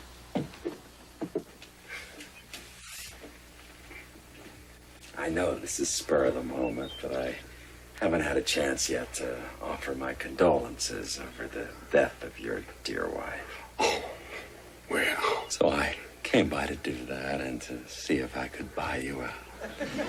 I appreciate your sentiments, Mr. Kensington. But, Tyler Kane has come by here at noon today with a check for $250,000. So, unless you can top that, why, the land's already sold. $250,000? Are you crazy, Earl? This land is worth twice that much. I'll give you $300,000. You will? It pains me to spend that kind of money, but I hate to see a man get taken. Well. What do you say? If I can lay my hands on $300,000 and get it to you by noon today, will you sell me the land? Well, I know this is not going to make Tyler too happy. But, okay. If you can do what you say, you got yourself a deal. Earl, your word is good enough for me. Mama. Oh, my God. Oh, don't cry, Mama. It's okay. Oh, it's not okay. If somebody would have told me that one of my sons was going to wind up in jail, I'd have told them it'd be Kane. I want you to know I had nothing to do with Ethel Duke's murder. It's all a mistake based on circumstantial evidence and an anonymous tip. A tip? I don't know from who. My guess is Acme. He wanted me out of the way, and now he's done it. Well, all I know is you didn't do anything wrong. And I will not allow a Kensington to be treated like this. And if this town thinks it can keep you here, it's wrong. And if I have to spend every last nickel we've got, I will. As God is my witness, no Kensington will ever have to spend a single night in this hellhole of incarceration. Guard! How much is the bail? $250,000. Are they treating you all right, son? Is there a problem, Mama?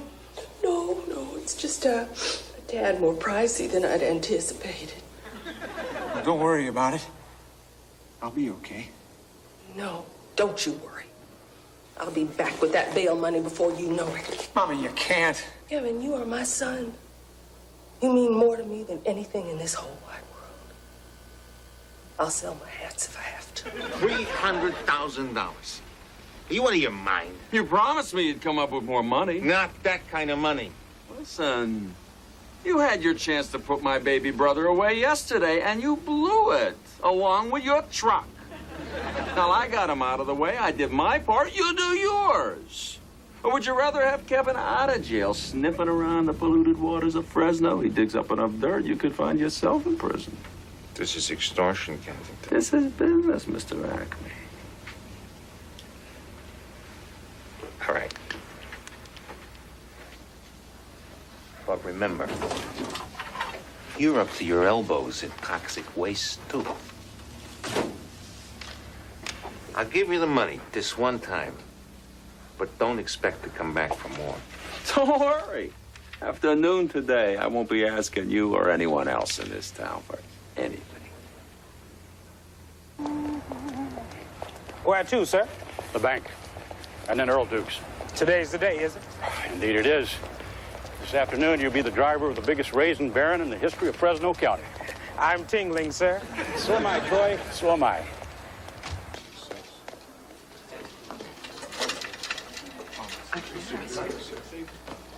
I need to see the manager. Hey, buddy, end of the line. I have to go first. The entire Kensington fortune is riding on this. Oh, sorry.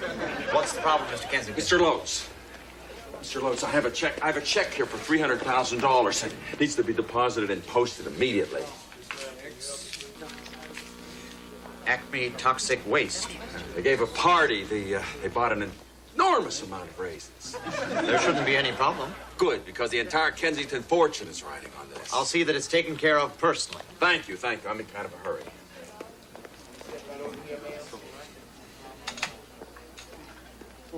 Oh, Mr. Kane. Loach, how are you? Just fine, sir. And yourself? Couldn't be better. Need a little favor. I need a cashier's check for $250,000 made out to Earl Duke. Need it in a hurry. Well, that shouldn't be any trouble. If you can wait just a second, I'll see that it's taken care of personally. I hope so. The entire Kane fortune is riding on it.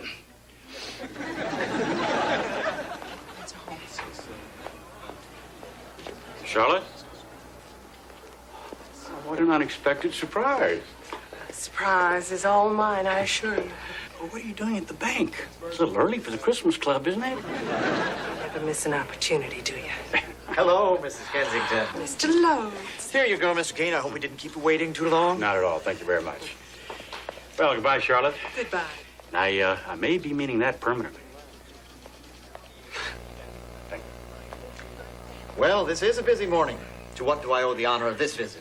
Mr. Lotes, I wonder if you might be able to help me. I realize that the Kensington deposits haven't exactly been matching up with our withdrawals lately, but I need $250,000 desperately, and I was wondering if the bank might see fit in lending it to me. Mrs. Kensington, Mr. Lotes, I am willing to put up everything I own in collateral, my jewels, my furs, my works of art, those gobs and gobs of little raisin boxes we have. Mrs. Kensington, calm down. You don't need a loan. Your son was in here just a minute ago depositing $300,000. You mean Kane? Where would he get that kind of money? Well, Unless that business deal he's been working on came through. Mr. Lotes, I'll take a cashier's check for $250,000 made out to the Fresno Municipal Court, please. Immediately. Of course, I'll see that it gets done personally. Ah, yes, Miss Kensington, your friend is waiting over there. Hello, Tiffany. Hello, Torch. Sorry I'm late. That's okay. I just got here myself. Thank you for agreeing to meet me here. Oh, you don't have to thank me for that. Well, I know they require a shirt. What's this all about? I've been thinking a lot about what you said to me yesterday afternoon in the kitchen. You know, about who my real parents are? Or were. At any rate, I've decided to try to find out. I know it won't be easy and it'll take a long time, but my mind's made up. This is something I've wanted to do ever since yesterday afternoon. I think that's great. But you didn't have to ask me out to lunch just to tell me that. I need your help, Torch. I don't know the first thing about how to do this or where to look. Will you guide me, please? Well, to tell you the truth, Tiffany, I'm kind of busy trying to solve a few mysteries of my own. But of course, I'll help you. Thank you, Torch. What do we do first? Well, I think the first thing we should do is check the orphanage, see if they have any records. Excuse me, are your menus? Hello. Hi. Kevin, what are you doing here? I've been arrested for Ethel's murder. Ethel's murder? But that's crazy. I killed Ethel. That's not a confession. Please don't tell Mr. Morney I said that. Here you go.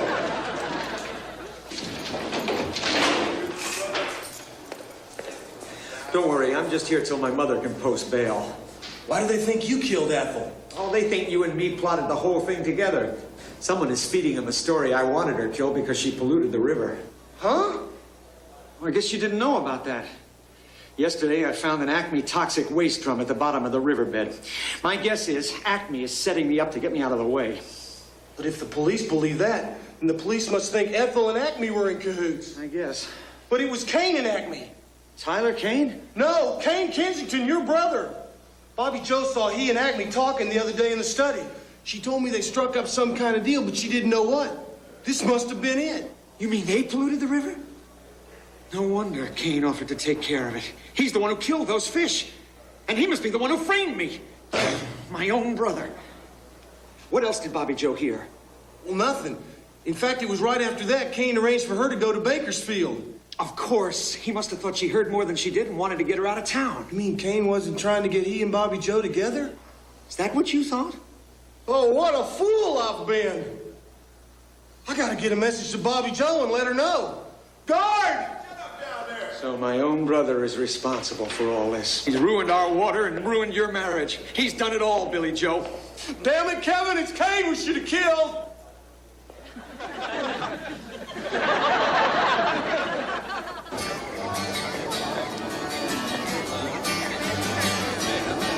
Yes, love needs irrigation, like cash needs a flow. So keep that river coming. Free my Billy Joe. Free my Billy Joe. Hold on, little lady. You sing out nice and pretty, and we'll let Mr. Microphone do the rest. Oh, thank you, Mr. Musicland. Yeah.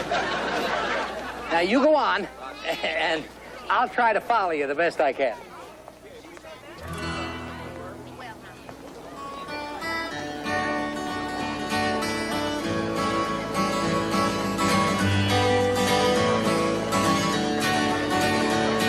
She wanted to sing on a smash 45. He wanted his true love to quit. Colt 45 was the name on his gun. Who'd have thought that he'd have the hit? Our love was #1 with a bullet. It shot to the top of the chart. Our love was #1 with a bullet. Now they're aiming to keep us apart. She wanted to rush home and give him a hug, but her fans kept yelling for more. If only he'd unplug their clock radio instead of plugging the lady next door.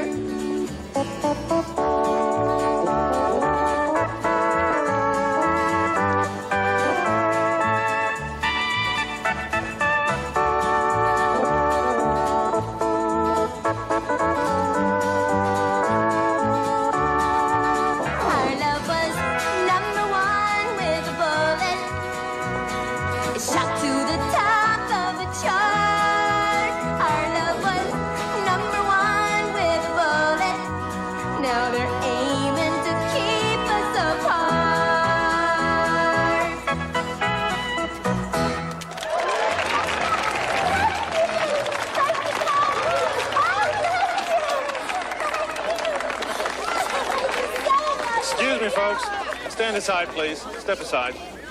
Miss Bob, Yes, sir? your husband wants to see you at the jailhouse. He does? He wants to see me! Oh! Oh! He wants to see me! Oh!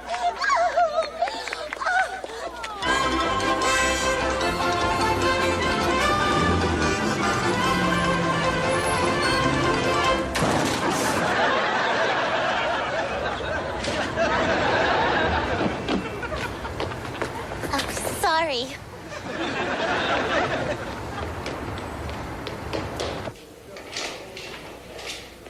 Billy Joe, Bobby Joe, please tell me you wanted to see me. I just found out there was nothing going on between you and Kane. What are you talking about? It's crazy now, I realize it. But that's why I thought you were Bakersfield.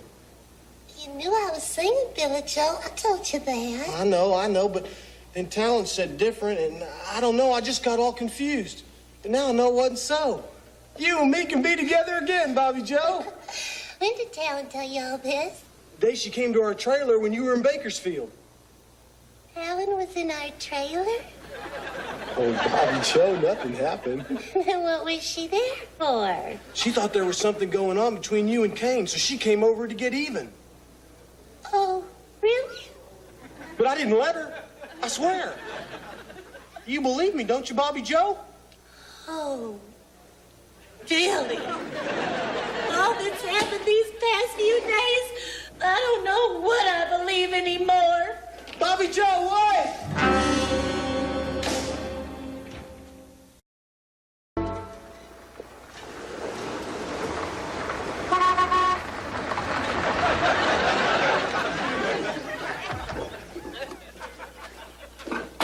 Earl, it's me!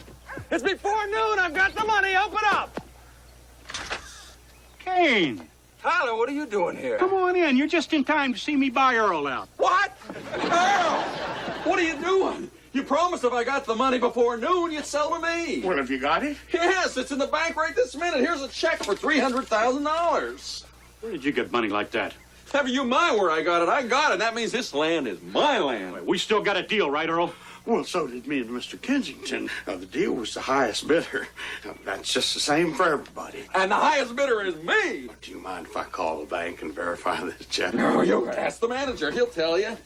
Don't count your chickens yet, Kane. I'll top that offer no matter how big it is. Earl wants his deal settled right now. Unless you got a cashier's check lying around somewhere, I'd say this is one time you don't win, Tyler. Yeah. I want to double check on a check from Kane Kensington. Account number 010605, $300,000. Well, that's all I wanted to know. Thank you very much. What'd he say? This check of yours might as well be written on a Goodyear tire. What?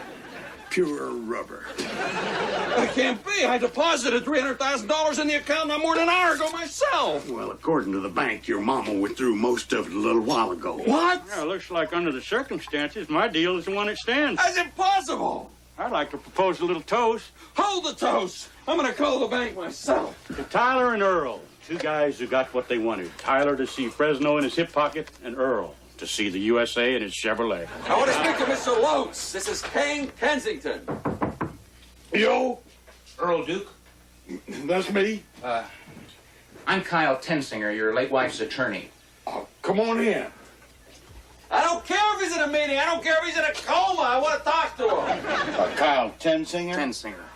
Tyler Kane Kensington. How you doing? Earl, I just stopped by to have you sign a few papers and let you know the reading of Ethel's will is set for 2 o'clock tomorrow afternoon. Will? I didn't know Ethel had a will. Oh, yeah. Shoot. Do I have to be there? I don't think I care about this land, and I'm selling this land right now. Earl, you can't do that till after the will is read. Why not? Because technically you don't own anything until 2 o'clock tomorrow afternoon. What?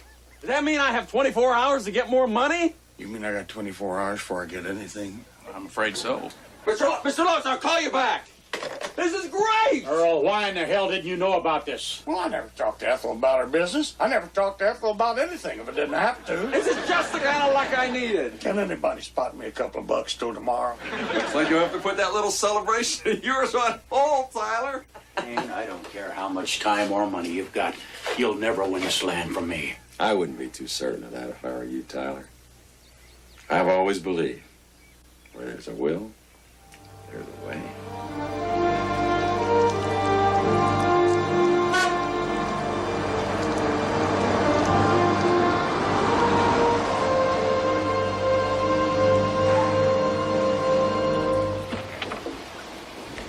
Howdy! Not again. We'll discuss this later. Yes, sir. What do you want, Kensington? I know this is probably a bad time, but I need a little favor. I've already done you a favor. What do you need this time? Another $300,000. I just gave you $300,000 an hour ago. Apparently, my mother spent it. What? She used the money to get my brother out of jail. I gave you the money to keep your brother in jail. I know that, and believe me, my face is red. Apparently there was some kind of miscommunication. I mean, these things happen in families. Anyway, if you could just see your way clear to cut me another check. What do you think I am? An idiot? The only thing I'm gonna cut, Kane, is the cord to our relationship. Excuse me? What is it, Mr. Acme? Got a little job for you. We'll take care of your fool brother ourselves. And while we're at it, I think it's time to take care of you. What do you mean? You've messed up once too often. I can't trust you anymore. Take Mr. Kensington for a ride to the high country. He's about to commit suicide. What? You'll never get away with that. Well, why would anybody think I would kill myself? It's not hard to believe a man like you, feeling guilt over sending his brother to jail and worried about his family's failing fortunes, might decide to end it all. We're just gonna give you a little push. Wasted. I thought we were friends.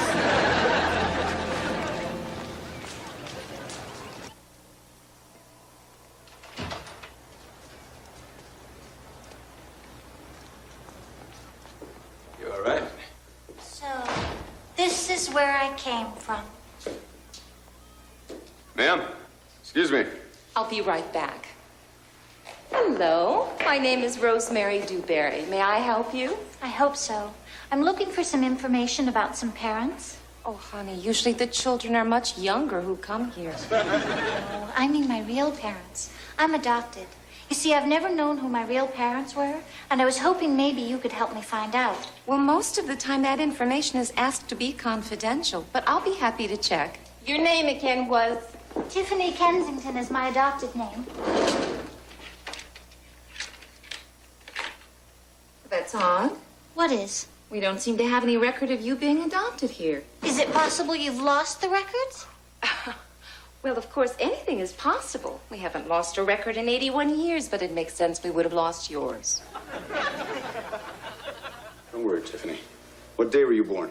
June 14th. Or so they always told me. Come on. Where are we going? To the hospital. Maybe there's a birth record. If not, be sure and ask them if they've lost it. They'll love that.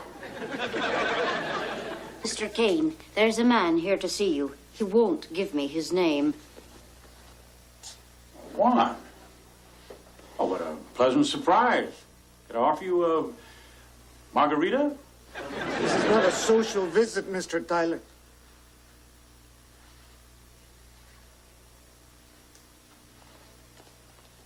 You know, I think you're the most evil man in the world. But I had nowhere else to turn. Sit down, Juan.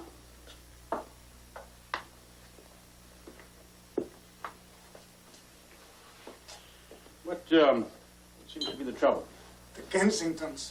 They have cut my wages many times. My family can no longer live on what they pay me. So?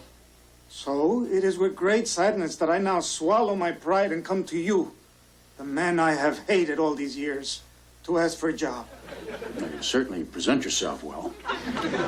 No doubt a man like you would be very valuable to me around here, but you might be more valuable to me at the Kensingtons. Come again? I'll put you to work. twice what they're paying you. If you work as a spy. A spy? I cannot do that. Juan, do you enjoy seeing your family do without? No. Well, that's my best offer. Take it or leave it. What would I have to do? What you always do. I want them to think you're still Juan, the ever faithful employee. And then you report back whatever they're doing. I hate this more than life itself. I'm sure you do. We have a deal? Yes. I will spy on the Kensingtons for the Canes, but I will do it for my family, the Juans.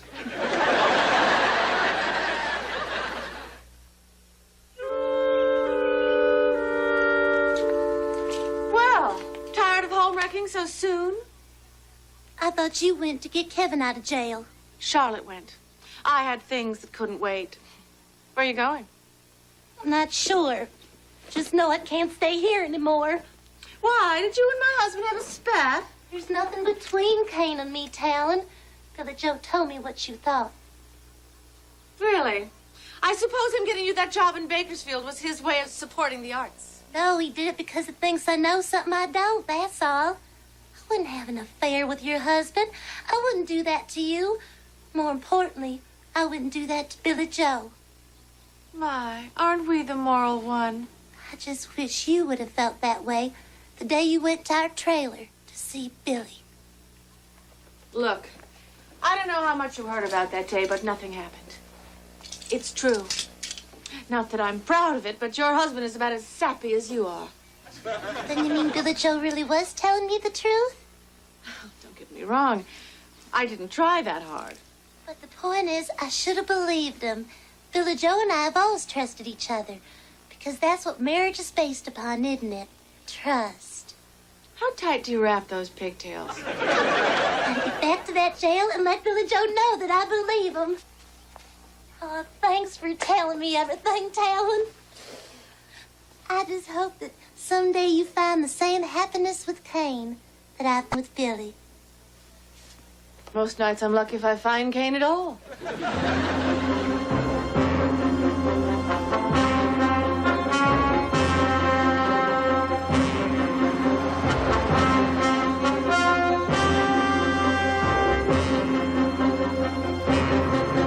Said to take him to the high country. What high country? The hell if I know. There is no high country in Fresno. You know what he meant by high country? If I did, I wouldn't tell you. Pull over.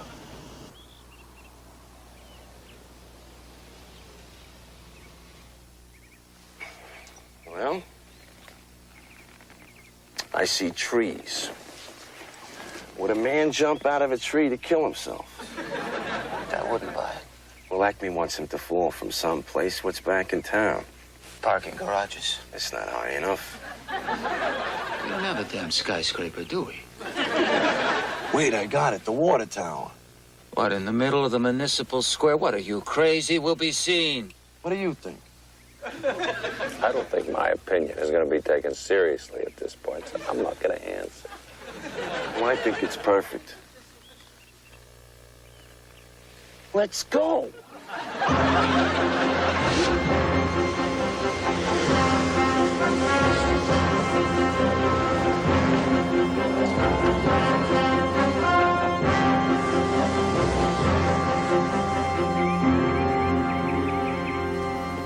I'm sorry. We have no record of a Tiffany Kensington being born on June 14th of the year you gave me. In fact, we have no record of a Tiffany Kensington ever being born at this hospital. And that's it. Were there any girls born on the night in question? The only baby born that night was a Jane Doe. What? Born at 11 p.m. to a Dorothy Doe. Only I was Jane Doe, then I know who my mother was. Unless you are Jane Doe. Then my mother is Dorothy Doe. Or someone using that name. What was the name of the doctor that delivered this Jane Doe? The attending physician was an S. Persegian. That's Doc Parsegian. He's our family doctor. I think it's time we paid the good doctor a little house call.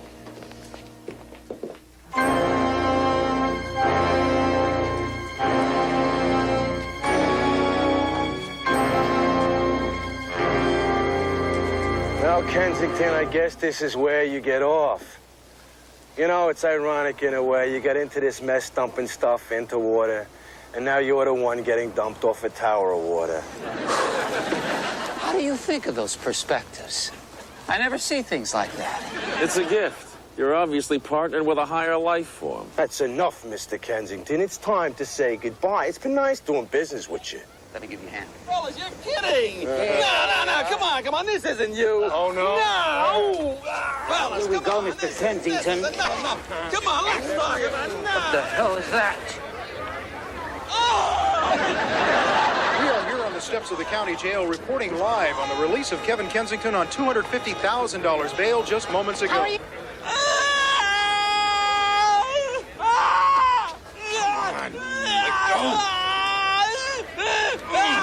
What do you say, Mr. Kensington, to the persistent rumors that your own brother, Kane Kensington, was responsible for your arrest? That is between my brother and myself. The Kensingtons don't wash their dirty laundry in public. Oh, my God. There's a man being pushed off the water tower. Don't point the camera at me. Point it over there at Kane. Kane! Help! They're trying to kill me! No, we're not! They held a gun to my head and they forced me up here! No, we didn't. He's just joking. Hey, look! A guy's trying to commit suicide! Let's help him! Hold tight! Your brother's on his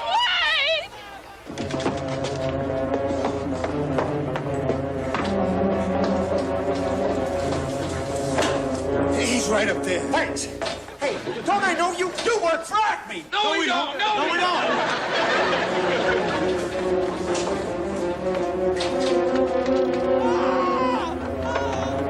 I got you. Oh. Come here. Oh. Okay. Oh, my God. Here, give me your leg. Yeah. It was torture. All right. It was torture. You're safe. You're safe. Oh, yeah. Okay. Oh. I got your Oh, thank God, little brother. They tried to kill me. Don't you little brother me. I found out you framed me and sent me to prison. I ought to kill you. Mrs. Kensington, how do you feel about this dramatic turn of events? Well, like any family, sibling rivalry will occasionally rear its unflattering head. But there's one thing my boys know deep down in their hearts, and that is no matter what happens, their mama loves them both equally. I'm just happy to see them together again under any circumstances.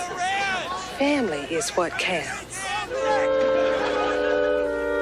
I'm glad your father wasn't alive today to see his two sons fighting like heathens and on top of the water tower, no less. I have rarely been so embarrassed. Mama. I don't want to hear any excuses, Kane. I think it's time the two of you settled your differences like civilized people over a couple of cocktails. I agree with you, Mama. If Kevin here weren't such a hothead. Hothead? You had me arrested for murder. And I said I was sorry. Gee, how many times do I have to say it? Juan, what the hell are you doing here? Who, me? I just came in to read. Well, you don't live in the house. I thought I had worked long enough for you that I could come into the house. No, what are you talking about? I'm sorry, Mr. Kensington.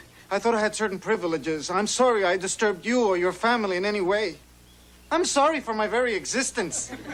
Apology accepted.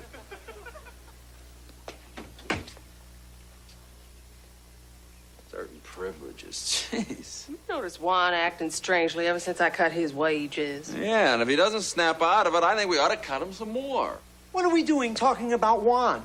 What are we going to do about Acme? He's got two of his men out trying to kill us.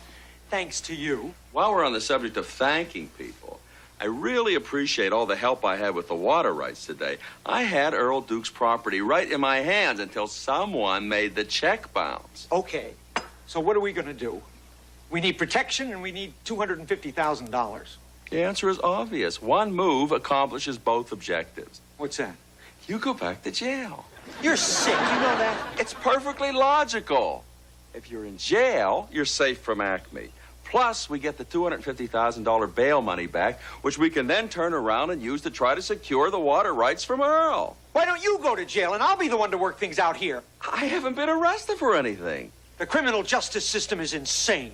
Mama, will you try to talk some sense into people? Oh, no, Kane. Kevin, what do you think? I can't believe we're even talking about this. Juan, what the hell are you doing now? I'm watering the plants. How long do I have to be in jail? Just until after the arraignment hearing the day after tomorrow. Once I take the witness stand and tell everybody that I lied, you'll be as free as one of your precious wildlife creatures. Kevin, I think Kane can be trusted this time. But even if Kevin goes back to jail, and just saying those words makes my heart sicken, what protection would you have? I'll just have to live by my wits. Oh, honey, that really would be suicidal. What about hiring a bodyguard? You mean pay somebody to stand between me and a bullet? Not a bad thought. Where would we go to find someone like that? I won't have to go anywhere. I'll use one. What the hell are you doing? Sorry.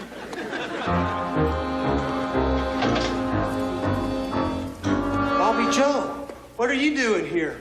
Came back because I know now you weren't lying to me. You do? I should have believed you right from the start. But nothing's ever going to come between us again, Billy Joe. I promise you. What changed your mind? Talon told me everything. You believed her and you didn't believe me? I wanted to believe you, but I was confused. Like you were the night Talon told you about me and Kane. Talon told me about you and Kane. Talon told you about her and me. If it's not Kane controlling our lives, it's Talon. Billy Joe, the only reason she told me is because she knows we got something special between us. Everybody can see that. Really? That's funny. The only thing I can see between us are these bars. Take me out of here. Billy Joe, wait! Billy Joe, I'm not gonna let our love die. I'm gonna win back your trust. You wait and see.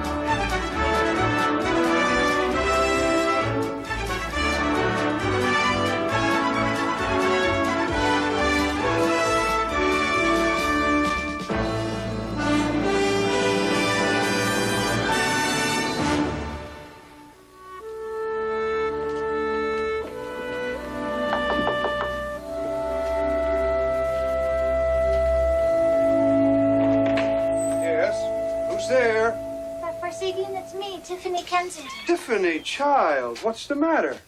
Not trouble, I hope? Not trouble exactly, but I had to see you tonight. Come into my office. Young man, you wait outside.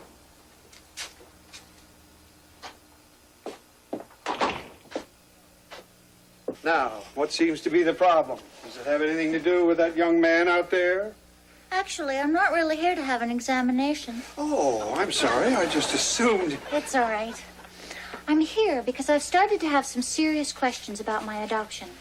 I want to find out who my real parents are, and I was hoping you could help. Why do you think I could do that? On the night I was supposed to have been born, you delivered a baby girl named Jane Doe.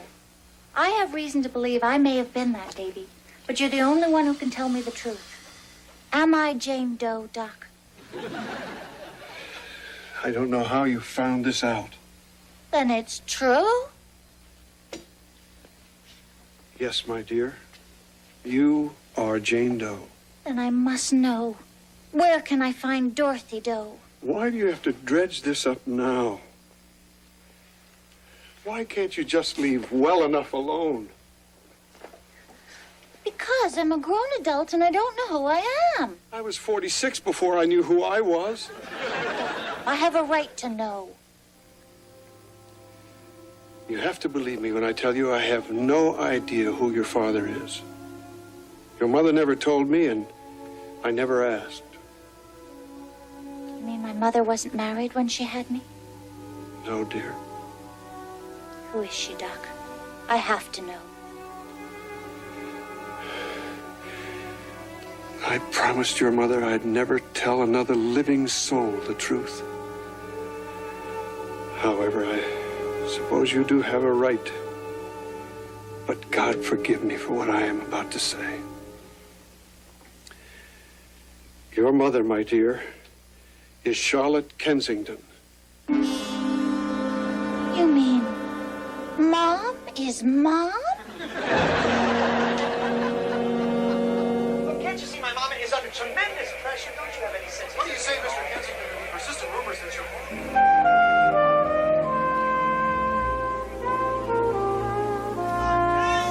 Why don't you turn off that silly TV and look at me for a while?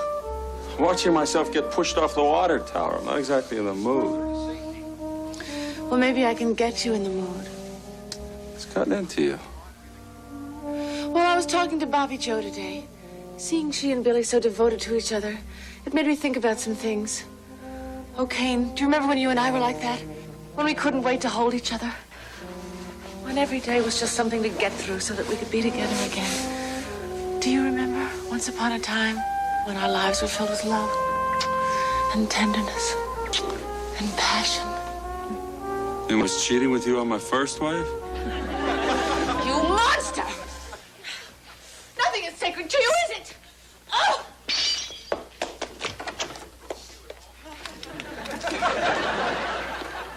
Where do you think you're going? Out! You're my wife, Talon. You get back here. Out of my way, Juan! But I'm bodyguarding, remember? Out of my way! Is everything all right? Fine, Mama! Talon! Talon, you get back here! Talon! Talon, you look! Talon! Turn around! Stop! Stop! Stop! Stop! Talon, you Do you care what I do? You don't give a damn about me. All you care about are your stinking raisins. You know something else? I wish they had killed you today. Oh! I'll kill you myself. Talon! Talon, you come back here this instant! Talon! Talon, you catch cold! Clean up, Juan!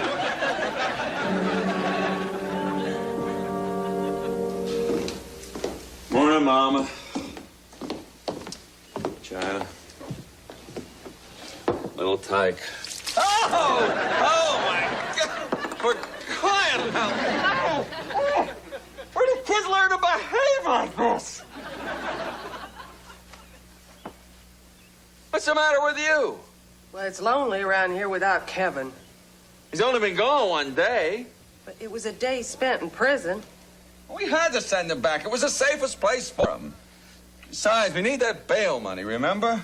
No, I know. It just doesn't seem right somehow. After all these years of having my children around me, I feel today as if my whole family's just fallen apart. Oh, but this family isn't falling apart today any more than it has any other day. How come nobody comes down for breakfast anymore, huh? Where's Tiffany? Where's Talon? Where's Bobby Joe? I don't know. What is it with you and breakfast, anyway? Where's my mama? Your mama and me had a fight last night, China. No, I mean my real mama. What do you want to know that for? Where's my mama? What's the matter with everybody this morning? Well, I want to know where their mamas are. It does seem as if the family's thinning out, Kane. Where is she? Your mama is gone, okay? She's in an insane asylum. Your real mama is nuts. Your stepmama's out walking the streets. Your mama's trying to get your daddy out of jail. My mama's over there. Your mama's dead. Now, if everybody knows where everybody else's mama is, maybe we can get off this subject and get back to something important, like saving this ranch. Good God, you think this was Roots?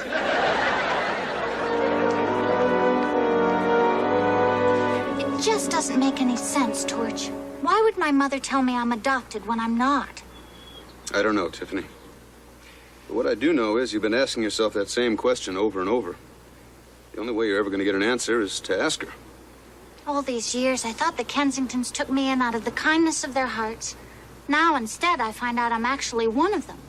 I came to you, Tucker, because I didn't know where else to turn. You just gotta help me get Billy Joe out of jail. What can I do? Help me show the American public what a miscarriage of justice it is. There must be other women like me. What if we started an organization for women with husbands in prison? We'll call ourselves WHIP. Bobby Joe, you know I'd like to help. I've been a fan of yours ever since you first appeared on my show earlier this week. But you need someone bigger than me. You need someone with pull, someone with media access, someone with their own show. You got your own show. No, I'm talking about a real show, like a telethon. Couldn't you have a telethon? Okay, let me make a phone call. I really appreciate this, Tucker. I know you do. Earl, listen, I've got to run. I'll pick you up at 1:30. Great. Tyler Kane here. Mr. Kane, this is Juan. Juan who? Juan, your spy. Juan, yeah. What's up? It's about Kane Kensington. I thought you would want to know. Oh, I shouldn't be saying this. He has gotten his hands on... Gotten his hands on what? Raisins. He's gotten his hands on lots of raisins. Juan, what are you doing? I'm talking on the phone. Who said you could use the phone? You calling me to tell me that Kane Kensington's got raisins? You have no idea how many raisins he has. It is more than you think. Who are you talking to, Juan? My cousin, Jose, in Acapulco. He called me. What are you, drunk, Juan? Well, Mr. Kensington has just come into the room, so I have to be going now, Jose. See. Jose asked me if you are still the same wonderful human being I have told him so much about. And I said, see. Tell Jose to get his butt off my phone. I need to use it. You're talking to me in code, right, Juan? See. Juan, get off the phone. Wait a minute. Wait. Don't hang up until you give me the information. See, Jose. All goes well here. Kevin is back in jail. But now Mr. Kensington has the bail money, so he has $300,000 to fight Mr. Tyler Kane with. Juan, you want your wages cut? Get off the phone! Where the hell did Kane lay his hands on that money in the first place? See, everything is good here, except we can't go in the river because of the pollution. But everything else is so wonderful here at the Kensingtons that who cares, huh?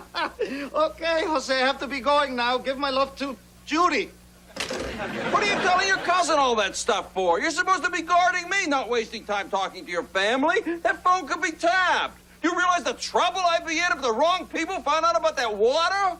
The river, huh?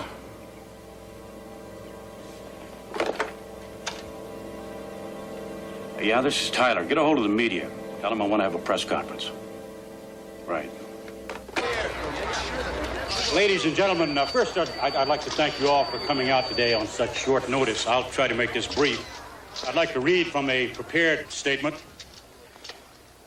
Fellow Fresnans, I stand before you today to call your attention to a matter that, while it personally concerns only me, should be of concern to every man, woman, and child who lives in our great and fair city. For when one individual takes it upon himself to infringe on the rights of another individual, then it's an infringement on the rights of all of us as citizens in a free and civilized society. I have just this morning discovered that the river which irrigates my raisin ranch and the Kensington raisin ranch has been maliciously and willfully polluted by toxic waste. Furthermore, have it on reliable authority that the person responsible for this reprehensible and dangerous act, the man I intend to take to court, the man who has let his greed jeopardize the safety and well-being of the community, is none other than the son of the first family of Fresno, Cain Kensington. Mr. Kane, what proof do you have of this cocktail? What are you saying? Mr. Kane, are other members of the Kensington family involved? Excuse me, Mr. Kane, there's a phone call for you in the car. Hello. Mr. Kane, this is Acme of Acme Toxic Waste. Oh, yes, Mr. Acme. I've just watched your press conference. What'd you think? I think we need to talk. I'm listening. I like to think of myself as a good businessman, Mr. Kane. I prefer to take care of my little problems without airing them in court, if you get my drift. Simple solutions are always best. Just how did you propose to deal with this little problem? What if we kill Cain Kensington? Good with that. Okay, Acme, you've got 48 hours. If you're successful, I'll drop all charges. If you're not, I'll see both Kensington and you in court.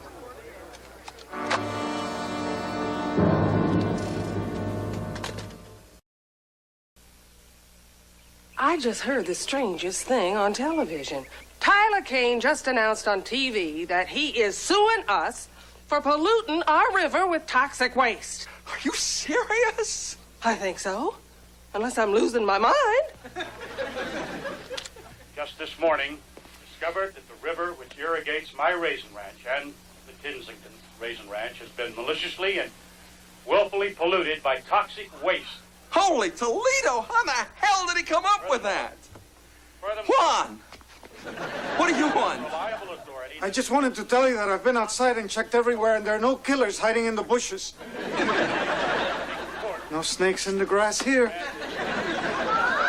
Oh, it's Tiffany. Son of the first family of Fresno. Mom! Here I am, Tiffany. Oh, there you are. Oh, Tiffany, I'm glad you're finally up. We've got big trouble with Tyler Cain. Mom, we need to talk. I think you should know the reason I wasn't up in my room this morning. Is there somewhere we can go that's private? Why don't we go up to your room? No one ever seems to look in there. Does what we need to talk about have anything to do with you and Torch? No, it has to do with you and me. Oh, really?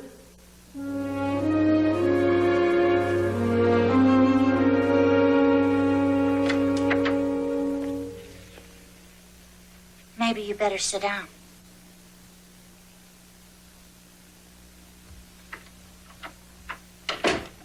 I didn't come home last night, Mom, because I was out trying to find out who my real parents were.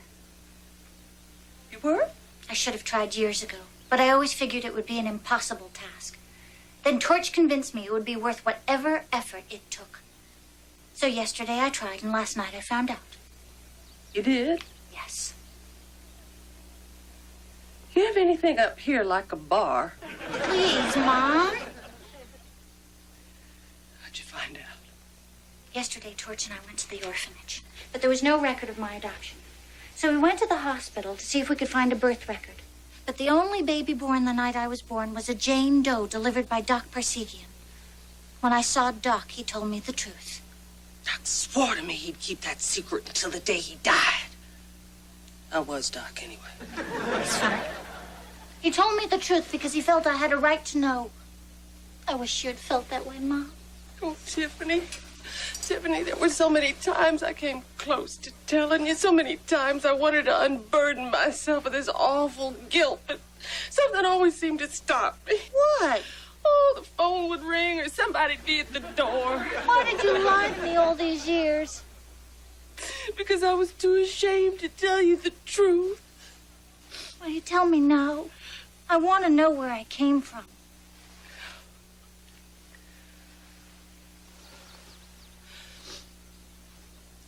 This all happened just a few weeks after Yancey had been dehydrated.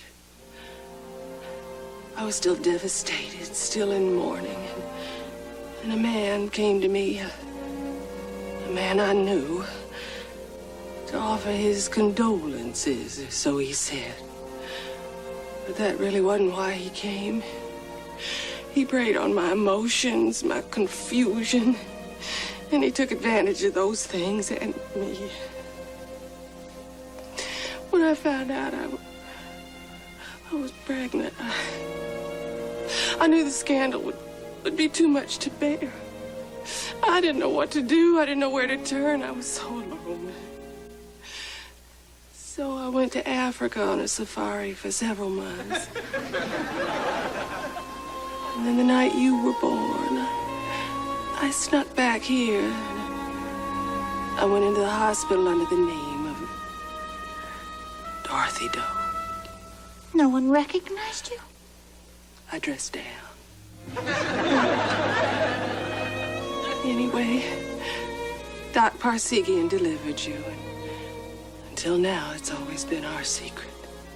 Yours and the man's who took advantage of you. Who was he, Mom? Oh, I'll never tell that. I have a right to know. There are some things that are better left unknown, Tiffany. You love me. If you have any feelings at all for the woman who bore you and took you into her own home, you will not pursue this. I must know, Mother. I've come this far. I have to go all the way.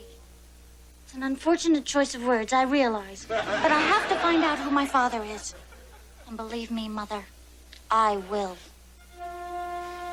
Tiffany?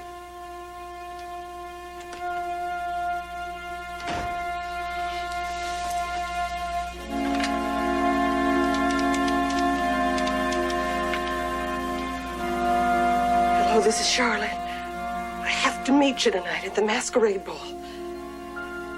No, I can't tell you over the phone. Will you meet me? I think you owe me that much. All right, I'll be at the gazebo tonight at 9 o'clock. Scarlett O'Hara. And you? Red carnation, okay. Baggy pants, red nose, slap shoes. Got it. Until tonight, then.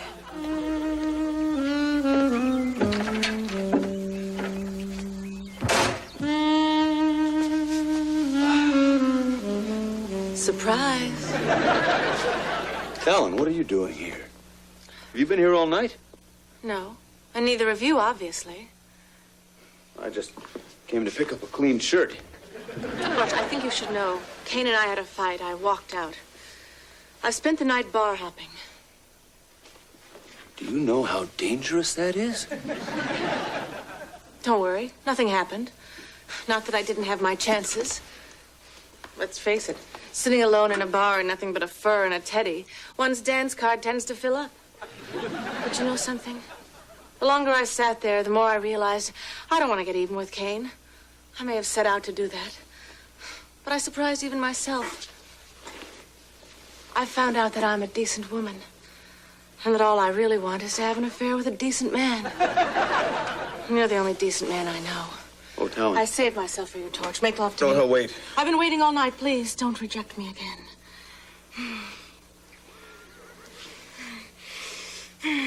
Stop telling. This isn't going to work. It already was working. No, I can't make love to you. Why not? Because I think I'm in love with your sister-in-law. Don't you mean my adopted sister-in-law? As it turns out, that might not be true. What do you mean? Nothing. I shouldn't have brought it up. Let's just say the more one learns about the people around here, the more it turns out they're not who they seem to be. Really? And who are you, Torch? I have the feeling that you're more than just some casual stranger that happened into our lives. You want to know the truth? I'm not really sure just who I am. But you're right, Helen. I'm not just a stranger. It's possible I might be your illegitimate half-brother-in-law by your second marriage. Now, if you'll excuse me, I have to take a shower. Let me know if you need someone to hold your soap.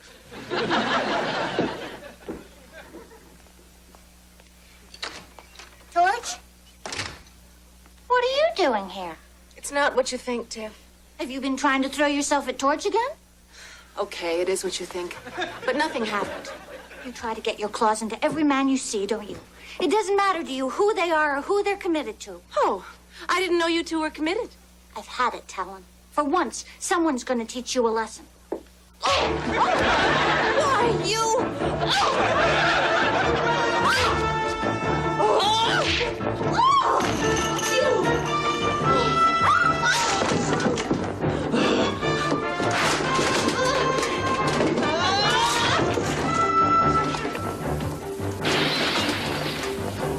Ranch hands.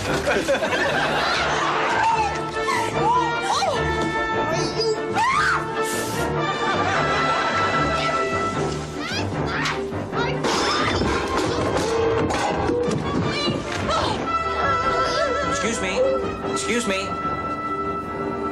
Is this the Kensington residence? Yes, it is. I knocked at the main house, but no one would answer. Are either of you, by any chance, Mrs. Kensington? Yes, I'm Mrs. Kensington. There's also a Charlotte Kensington. And there was another Mrs. Kensington before Talon here, but she's in an asylum, which is another life you ruined. Oh! And I'm a Miss Kensington. That's fine. Actually, I need to see all of you. You've been invited to a reading of the Duke's will this afternoon. Really? Which Duke? Ethel Duke. Oh, but why? Well, I've just discovered the Kensingtons have been named in her will. Legally, I'm unable to say anything more than that, but if I were you, I'd be there.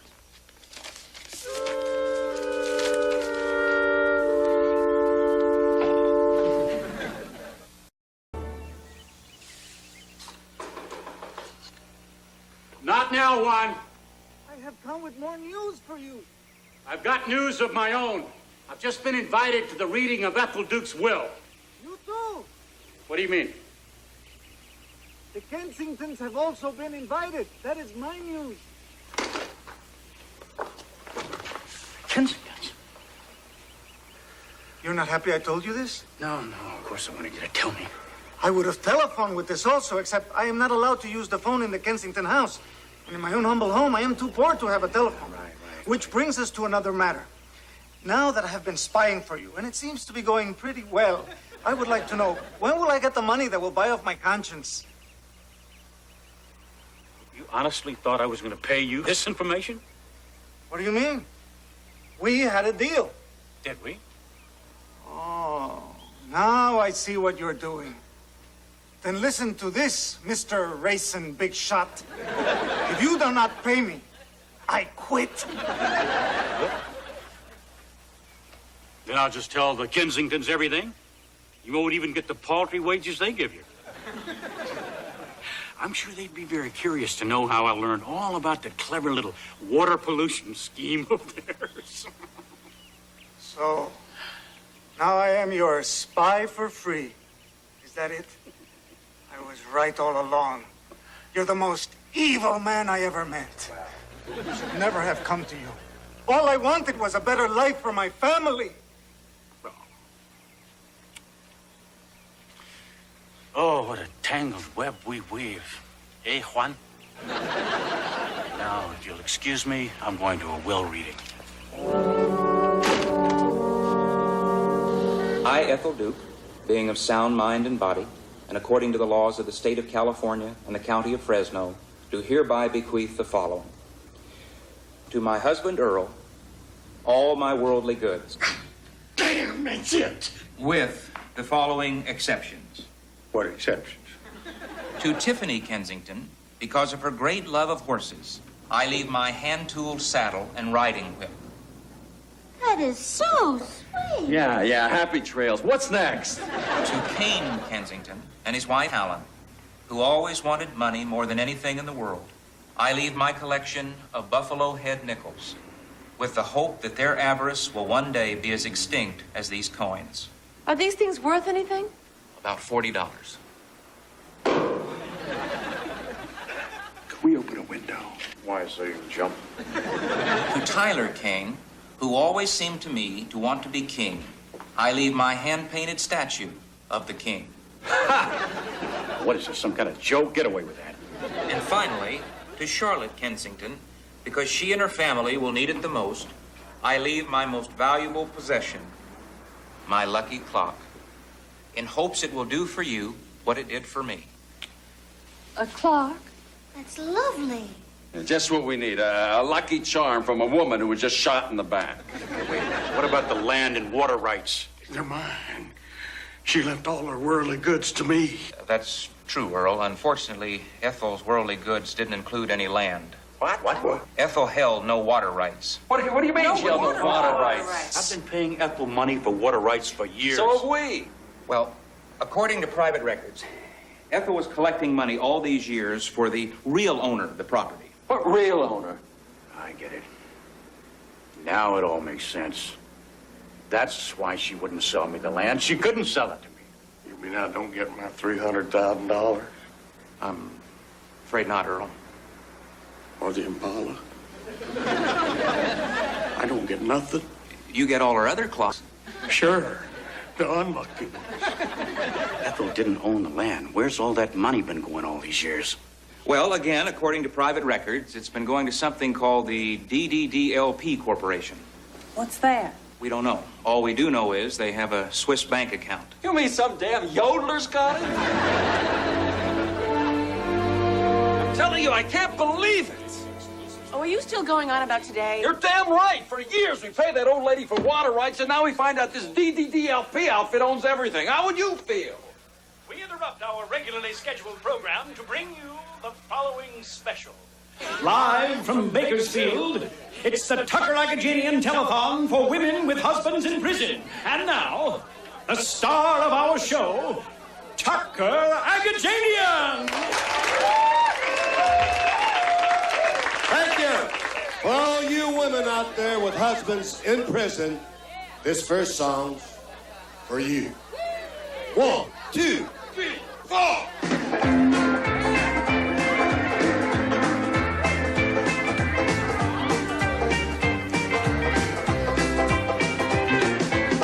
I'm coming home, I've done my time.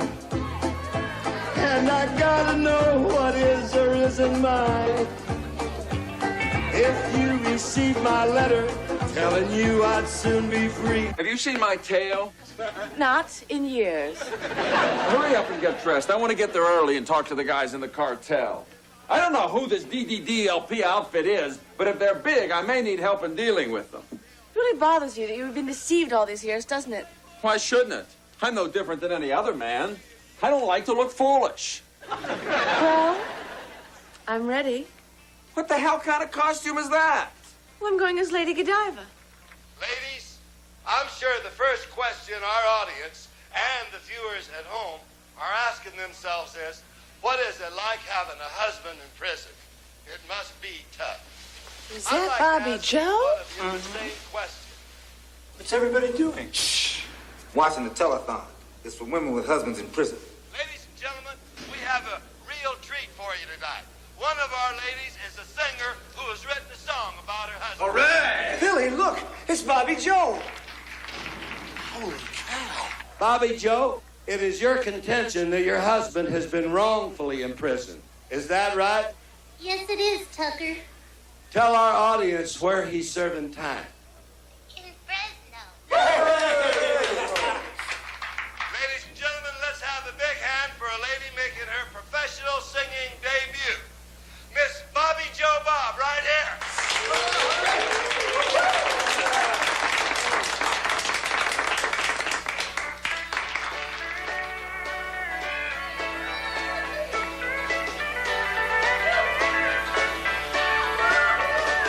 She wanted to sing on a Smash 45. He wanted his true love to quit. Colt 45 was the name on his gun. Who'd have thought that he'd have the hit?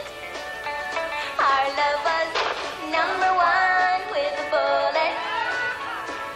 Shot to the top of the chart. Our love was number one with a bullet. Now they're aiming to keep us apart. Sits all alone in the Fresno County Jail, pining for his ever-loving wife. Please send in your money for a lawyer, or he'll be pining for 32 lives. Our love was number one with a bullet.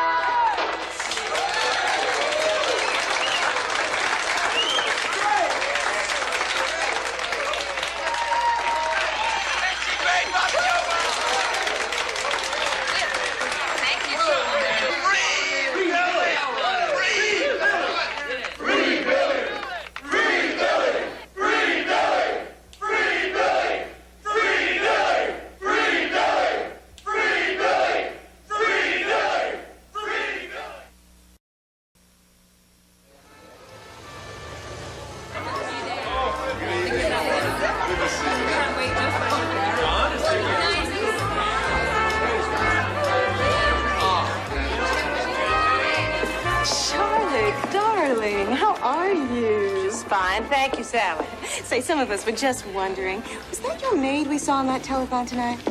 Well, yes. I thought so. She was wonderful. Thank you. I was so surprised. I mean, I knew her husband had killed someone, but I didn't know she could sing. Tonight, I want no mistakes. I don't care how you do it, but make sure you get Kane Kensington. With everyone in costume, this is the perfect time for the perfect crime.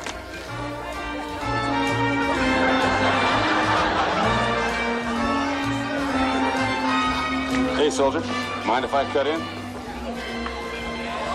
George, is that you? How did you know?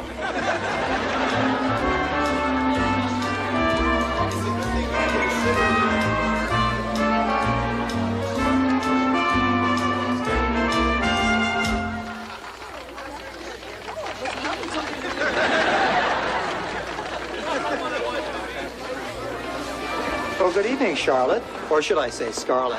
Why, good evening, Mayor. Shall we dance? I'm afraid not. It's almost 9 o'clock, and I promised to meet someone, but thanks anyhow. You having a good time? I always have a good time when I'm with you.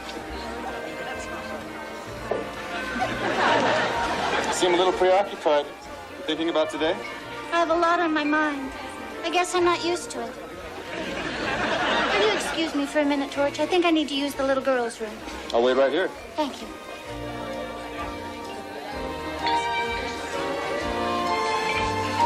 Could you blow on your breastplate? I'm freezing.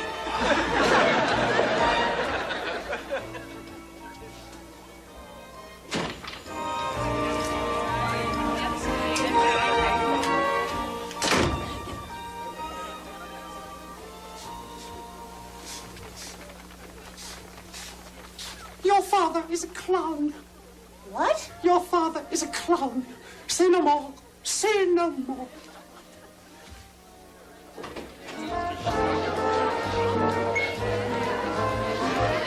George. Oh, there you are. The strangest thing just happened to me in the little girl's room. A strange, hefty woman came up behind me and whispered that my father was a clown. What? Then she disappeared. What does that mean? Do you suppose that strange, hefty woman meant that my father is here?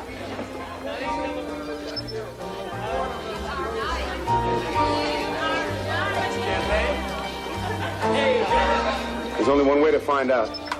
Meet me in the study in 2 minutes. Right.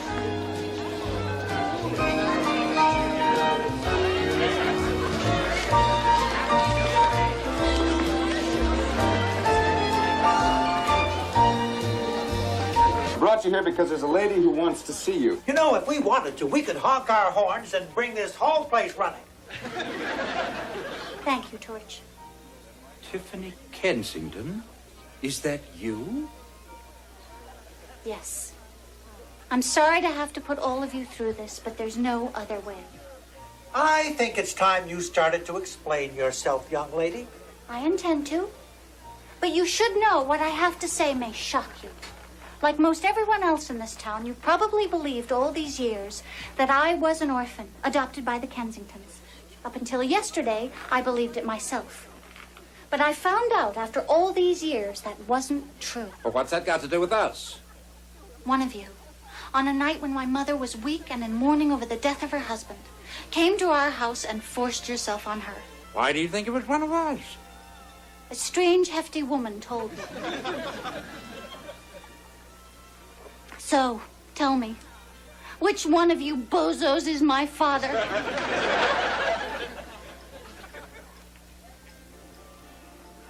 Oh.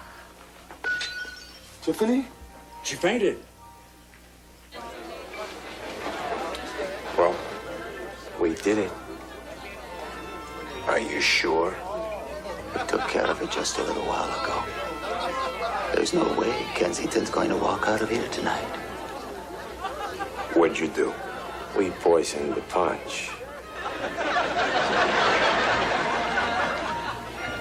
By the way, do you know my daughter? No, I don't believe I do. This is the little fruit of my loins. China, this is Mr. Crowther. How do you do, China? Hello. Your mother's Lady Godiva, then. No, her real mother's in an insane asylum.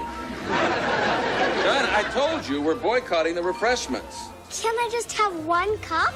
No, I told...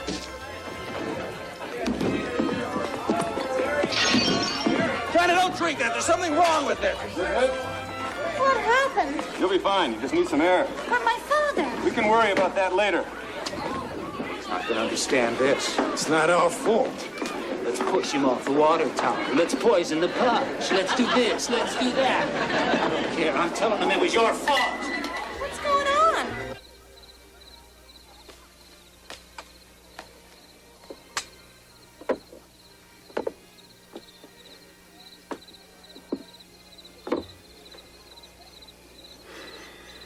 I had a feeling it was you. I think I know now why you wanted to see me tonight. Tiffany found out the truth. How do you know? She just confronted every clown in the place. I mean, she knows your identity? No, she fainted before she could find out. Oh, I swore this night would never happen. But now that it has, things have changed between us. What do you mean? You are through blackmailing me. No longer are you going to profit from my shame. There was never any reason to be ashamed. You always said I took advantage of you, but you wanted that night to happen just as much as I did. Stop it. You know and I know that there was always something between us, long before Yancey came along. Charlotte, I've always wanted you. You've always wanted me. You just stop it. Why are you fighting this? No. Hasn't there been enough fighting? Together we can have it the way it used to be. The way it always would have been before Yancey came along and took you away from me. Oh, I hate you. No, you don't. Why don't you give in to your emotions? Admit that I'm right. We can fight together for the first time. Charlotte, together we could rule Fresno. Together we could have a raisin dynasty. I hate you. I hate you. I hate you. I hate you.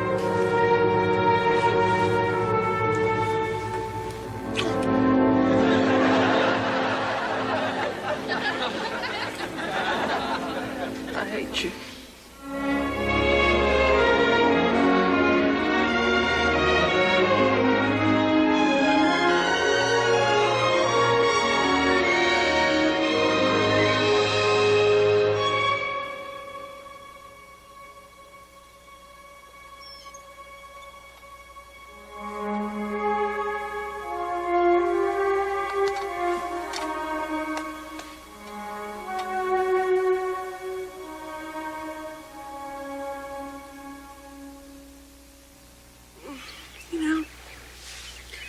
Last night was one of the most wonderful nights of my entire life. If all those people hadn't gotten sick on that poison, it would have just been perfect. Oh, Charlotte, you think we could put the last 20 years of bitterness and blackmail and death behind us and pretend they never happened? I don't see why not.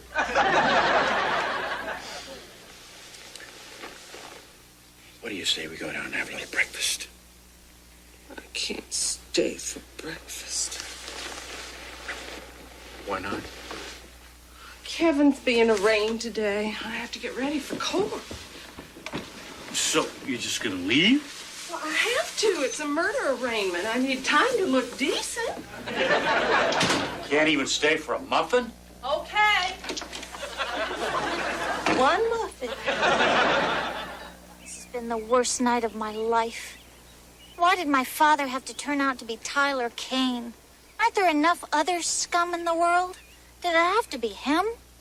In a way, you're lucky. You never knew who your father was. Well, maybe it's time I confess something to you. I do know who my father was. I thought you said I know what I said. But the truth is, my mother told me just before she died. That's the real reason I came to Fresno. I was looking for him. Did you find him? Yeah. My father was Yancey Kensington. What? I didn't know he was dead, of course, until I got here. But I came to confront him to find out why he'd never tried to get in touch with my mother or me. Now, I'm here to find out who killed him. It made me feel so guilty. It seems all I ever think about is myself. Here you had this burden on your mind and you never said anything. Maybe it's time I stopped thinking about me and started thinking about us.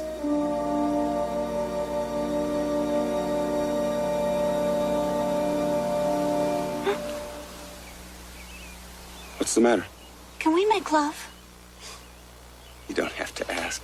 That's what I had in mind. No, I mean, if my mother was married to your father, doesn't that make us brother and sister? No, wait a minute. We would be half-brother and half-sister, wouldn't we? Ew, even No, so. hold on.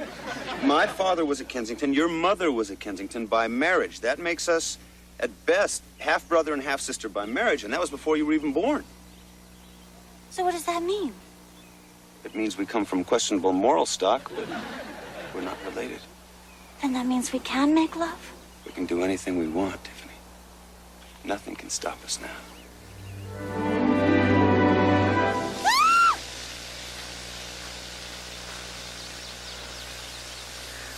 Oh, Torch, will anything ever go right for us?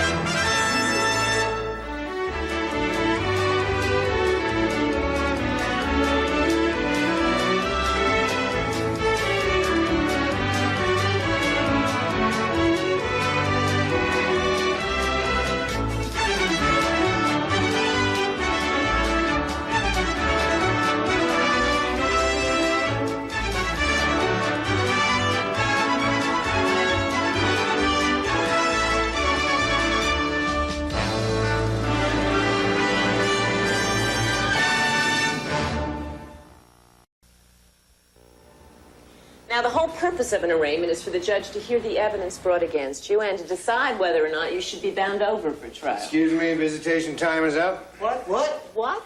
I just got here. You got here late. I was trying to get nail polish out of my blouse, okay? Sorry. Would you come with me, please? Wait a minute, what about our arraignment? We haven't even been briefed yet. There's nothing I can do about that. Can't you just give us 5 more minutes? I don't make the rules, ma'am. But I suppose you follow them, don't you? What are we gonna do? Charles, have you seen my mama this morning? This morning, sir? No, I haven't. Not this morning, sir. She's not anywhere in the house. You haven't taken her anywhere. Not anywhere, not this morning, sir. Besides, the Rolls isn't running today, sir. Rolls never runs, Charles. What's this?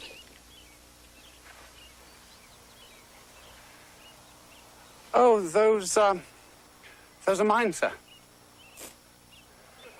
I was at the ball last night, too, sir.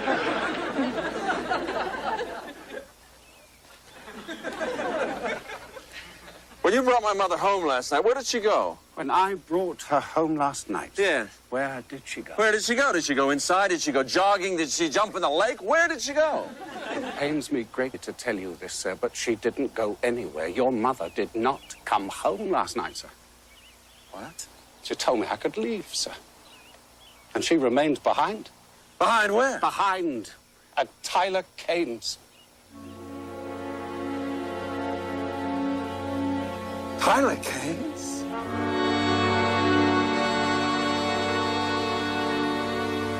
Get the car!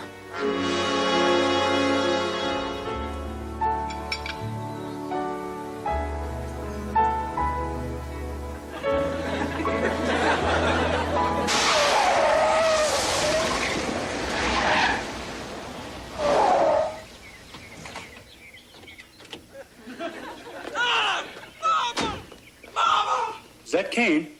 Oh, no. Kane, what are you doing here? What am I doing here? What the hell are you doing here? I know this is going to come as a shock to you, but the truth is, Tyler and I are in love. Sugar, please don't be upset. Be happy for us. Be happy for it? The man is potting soil, Mama. How can you be doing this? He's been deliberately destroying our family and our ranch for 2 decades. And now, on top of all of that, you want me to be happy that you and this human pesticide are suddenly in love? Children are always the hardest to tell. I'm taking you home. Hopefully this is some kind of a breakdown. Please, sweetheart, please listen to me. Now listen to me. Tyler has come up with a wonderful idea. He's figured out a way that we can join forces. Together, we can fight this DDDLP or whatever it is, and we can have the Raisin Dynasty that we've always dreamed about. Oh, beautiful! I mean, this is really choice. Where does it leave me? You and Tyler run the ranch. What do I run? My nose? How could you possibly even think you're in love? When did you even have the time to fall in love? Kane, your mother and I were in love since before she even knew your father. I'm not sure there was ever a time when we were not in love. You're fertilizer! I think you'd say that if you ever took the time to get to know me. Perhaps we should be leaving. We can discuss this later. You can discuss this till doomsday. The only way the Canes and the Kensingtons unite will be over my dead body. Come on, Mama.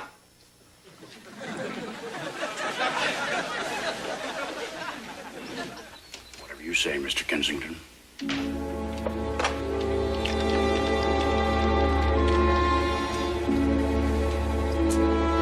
Acme, Tyler Kane.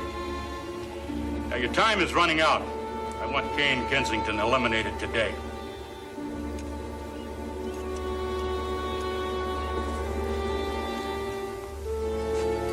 Excuse me. Oh, Mr. Torch. Charles, can I talk to you for a minute, or are you busy? Yes. No, not at all. I've just been doing some tinkering. I've been curious about some things. I was wondering if you could help me out. Curious about what sort of things? You've worked for the Kensingtons for a long time now, haven't you? Yes, sir. Long enough to remember the night Yancey Kensington died? Yes, of course. I remember that night like it was yesterday. Would you mind telling me what you remember? Oh, it was a night like any other night. Not dark and stormy, if that's what you want. Anyway, I had dinner, as usual, in my quarters. It's getting ready to turn in. Around 8:30, I came down to close up the garage. We never leave the rolls exposed to moisture. As I was going down the back stairs, I happened to look across the field. I saw the rolls parked out by the dehydrator. I figured Mr. Kensington must have taken it there for some reason. So I went back up and went to bed. It was the next morning when I heard what happened. Terrible tragedy. Mrs. Kensington was devastated. I kept an eye on her, you know, but there's not much I could do for her. Is that all you remember? Yes. Oh, there was one strange thing. The next morning, when I went into the garage, the rolls was back. I never could figure out who put it there. Did you ever ask? Oh, yes. But nobody knew. The car didn't just show up by itself. Well, no, sir. I suppose not. Didn't you ever wonder about that? Weren't you the least bit curious? Well, no, sir. Not as much as I should have been, I suppose. That is, not until now. Charles, is it possible that you saw a different rolls out by the dehydrator? Oh, I never thought of that. I just assumed it was ours. I mean, the only other person who had a Rolls around here in those days was Tyler Keating.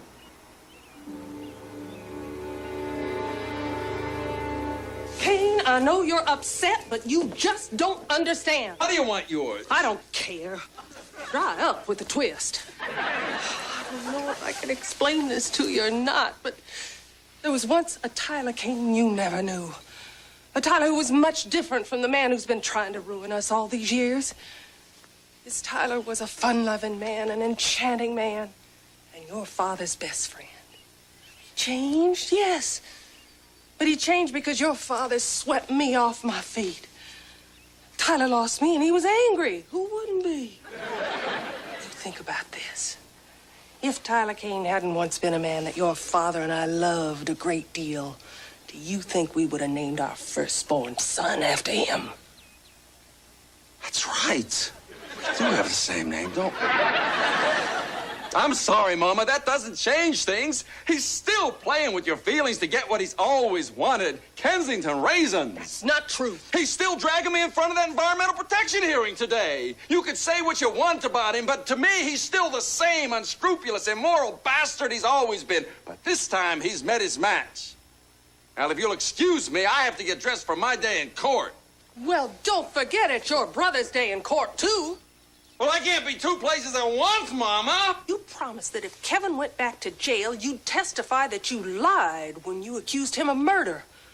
That's the only reason he agreed to go back. You're the only one who knows the truth. You're his only hope, Kane. All right, take it easy. If I said I'll be there, I'll be there. I don't know why everything falls on me. What's the matter? Nothing. What's the matter with you? Anything you want me to solve for you? You just getting in? Yes, Mother. I was with Torch again. We spent the night by the gazebo at Tyler Kane's mansion. Oh. You know everything. Well, I know that 2 days ago I was an orphan and happy. And now I have a mother and a father, and I'm miserable. You're having a drink? Why not? Now that I know who my relatives are, I might as well start behaving like them.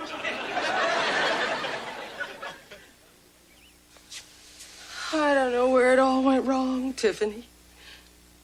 People see the Kensington name on those little raisin boxes and they think our lives are so glamorous. Nothing but seasons in the sun. Oh, if they only knew. We may be smiling on the outside, but we're drying up on the inside. Still, if they knew the truth, they might not want to buy raisins, and people like to buy the fancy. I hope you never have to go through your life always apart from the man you love. I loved Tyler once, and then Yancey came along. And then I loved Yancey, but he died. And now I love Tyler again. But my son says he's potting sore. I just want you to know that despite anything you've done, the lying to me about my birth, the pain, the insecurity you've caused me, I still love you. And I feel sorry for you. You are a Kensington.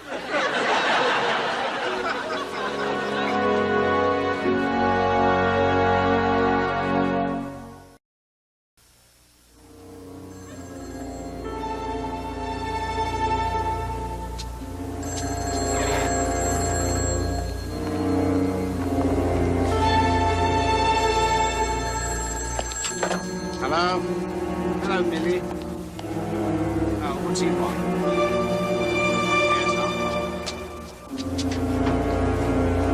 Yes, sir.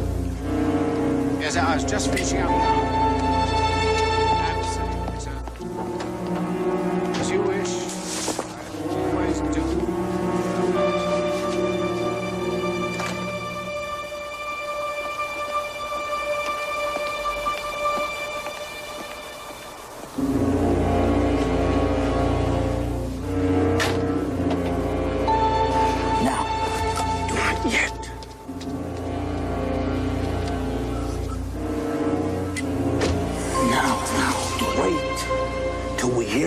Kensington up.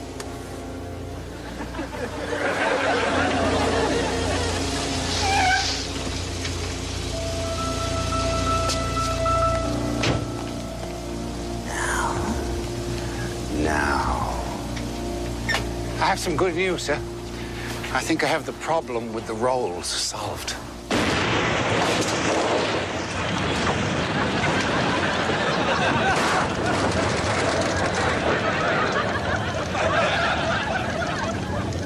Thank you, Charles. No telling what a mechanic might have charged for that.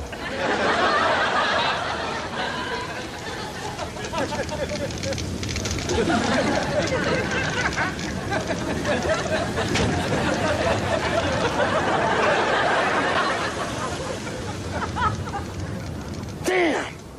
Wrong car. Yep. Hey, what is it, Acme? What? Well, what happened this time? Fool. No, you listen to me. I don't have time for any more of your excuses. Thanks to you, I've got to go to court now. You and your men have one more chance. Now, you either make sure you kill Kane Kensington today, or I'll make sure I do. In the habit of killing Kensingtons, are you, Mr. Kane? What are you doing here? That's not important. I'm sure the police would love to hear what I just heard. Well, unfortunately, Blaze, or whatever your name is, you can't prove a phone call. Maybe not. But I think I can prove that you killed Yancey Kensington. Yancey Kensington? I was in Stockton the night Yancey Kensington was killed. You can ask anybody. Besides, it was 20 years ago. What do you care about that for? He was my father. I'm his son.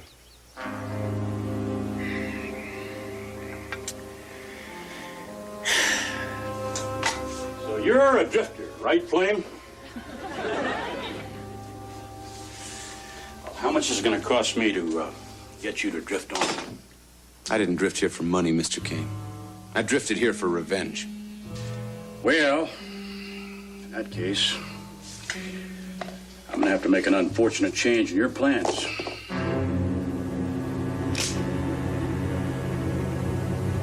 Sure, Mr. Kane, shoot me.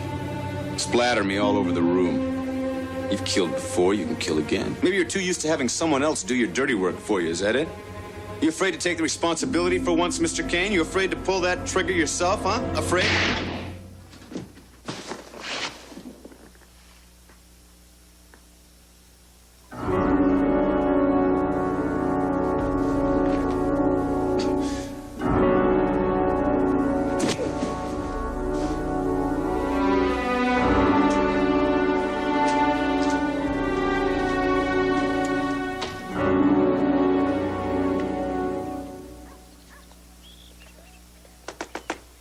Mr. Kane! It is me, Juan!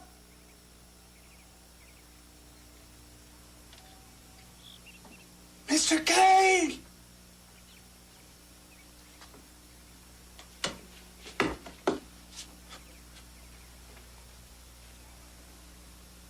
Mr. Torch! Mr. Torch, are you hurt?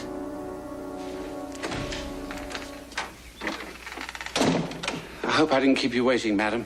Bring the rolls around. Rolls has exploded, madam.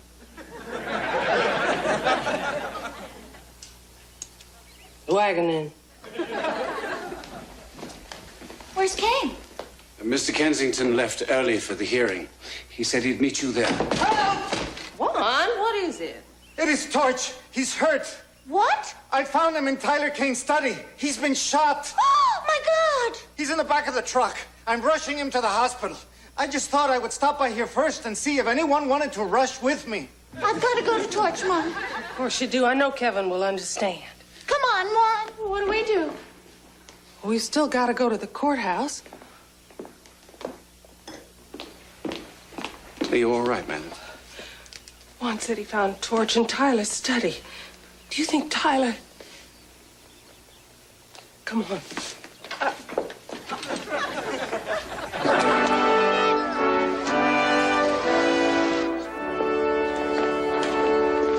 You go ahead. I'll join you in a minute.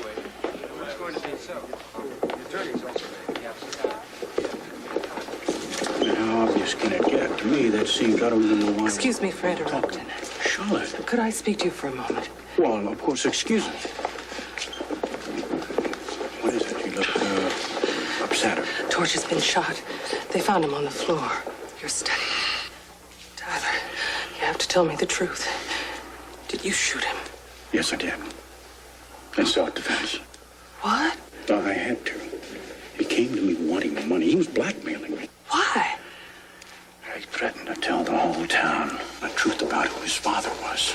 I knew that would hurt you, and he knew I knew that. I had no choice. I don't understand. Who was his real father to me?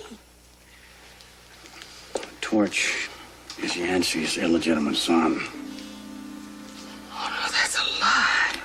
What did it were? You mean Yancey cheated? On me? Absolutely. That's why I didn't want the whole town to know. I shot him for you, darling. Thank you. Ooh, you got your son's murder trial to go to, don't you? Mm-hmm. Listen, good luck on that one. Let's see, son. Mrs. Kensington? Yeah, Mrs. Kensington? Mrs. Kensington? Mrs. Kensington, over here, please. Did you make a statement this way? One more shot. There you go. I got a picture. I got a picture. Stephanie, look, he's moving. Torch. I have to go. Juan, help me find the bedpan.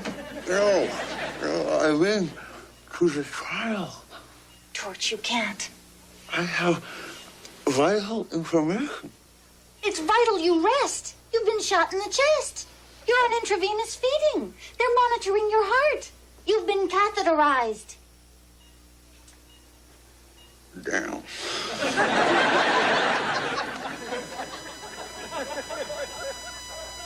Oh, my God, no!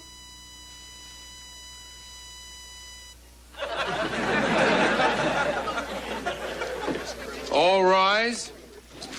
This is the People versus Kevin Kensington and Billy Joe Bob, co-defendants, charged with first-degree murder and conspiracy to commit first-degree murder in the death of Ethel Duke. Please be seated. Before this trial begins, will counsel please approach the bench? All rise. This session of the Fresno Water Resources Commission, the Honorable Commissioner Roy McQuadrian presiding, is now in session. We are here to consider the complaint lodged by Mr. Tyler Kane against Mr. Kane Kensington for the willful and unlawful poisoning of the waterway extending from Duke's Lake through the Kensington Kane Raisin Ranches. Please be seated. Billy Joe, I made it. Bobby! Quiet. Excuse me, Your Honor, I didn't mean to interrupt. Who are you? She's my wife. We held a telephone last night, and the money's just been pouring in. In no time, we'll be able to afford the best lawyer money can buy. Oh, no offense, Mr. Mornay. I only hope I can hold things together until we can find this best lawyer. This is completely out of order. I agree, Your Honor. I move for a mistrial. With all due respect, counsel, you can't move for mistrial. We haven't begun yet. But I warn all of you, I will not have this trial turned into a carnival. Is that understood? Very well, you may proceed. Counsel for all sides, state their positions. Your Honor, it's the people's contention that Kevin Kensington and Billy Joe Bob conspired to murder Ethel Duke. We have a pre-trial testimony from Kevin Kensington's own brother stating that Kevin Kensington was so incensed over the river being polluted by toxic waste that he conspired with Mr. Bob to kill the woman he believed to be the perpetrator. It is our contention, Your Honor, that Kevin Kensington was framed and that Billy Joe Bob, while he admits he killed Ethel Duke, did so accidentally in a jealous rage overhearing his wife singing on the radio, and that his action was in no way a conspiracy or premeditated. It was just out and out stupid. Prosecution, call your first witness. All right, Mr. Kane. The commission is prepared to hear your opening statement, if you will. Well, Commissioner, my opening statement is my entire statement. Kane Kensington has allowed some toxic waste to be dumped in a water supply that we share equally. Now, I want a cash settlement, and I want the Kensingtons to give up all future rights to that water. Is that what you call banding together, Tyler? I knew all that stuff you told my mother was a lie. Mr. Kensington, will you please be seated? Now, I will not have outbursts of any kind during this hearing. If you have a rebuttal, you'll have a chance to make a statement. You better believe I have a rebuttal. I deny all the charges unequivocally. I had nothing to do with poisoning that water. Ethel Duke did it herself. It was between her and the Toxic Waste Company. That's a lie. I don't know how toxic waste got in that river. I'm being frank. And who are you, sir? Nobody. I'm just an innocent bystander. I take the fifth. Mr. Duke, as the prosecution's first witness, I'm going to ask you some questions that will help us to establish the logistics in this case. All righty. It was you who found your wife's body the night she was murdered. Am I correct? You are. How did you find her? Dead. I meant, how did it happen that you found her body? Oh. Well, I was out front watering the plants, so to speak, when all of a sudden I heard a shot. First, I thought it was an Impala backfiring. But then, before I knew it, Billy Joe comes running over from his place shouting, "Earl, I think I killed your wife." So I went back inside the trailer to find out. Sure enough, he had. Gosh, I'm sorry, Earl. Don't say that. I object, Your Honor. To his being sorry? No, to his confessing. He wasn't confessing, Counselor.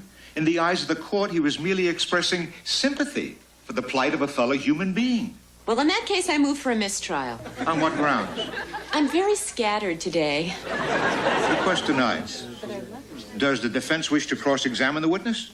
I wouldn't have a clue what to ask. The prosecution may call its next witness. The state wishes to call Kane Kensington to the witness stand. The witness is across the hall at the water hearing, Your Honor. Well, then go get him. Go get him. Mr. Kane, in order for your case to have validity, you'd have to prove that Mr. Kensington profited by this toxic dumping. Can you do that? I think so, Roy. It is a documented fact that 1 week ago, Mr. Kensington was so destitute he couldn't pay his bar tab at the country club. Oh, that's not fair, Your Honor. A lot of people couldn't pay that tab. That's an enormous fee. And then 2 days ago, he miraculously came up with $300,000 for bail to get his brother out of jail on a murder charge. Can you explain that, Mr. Kensington? I can explain that very easily.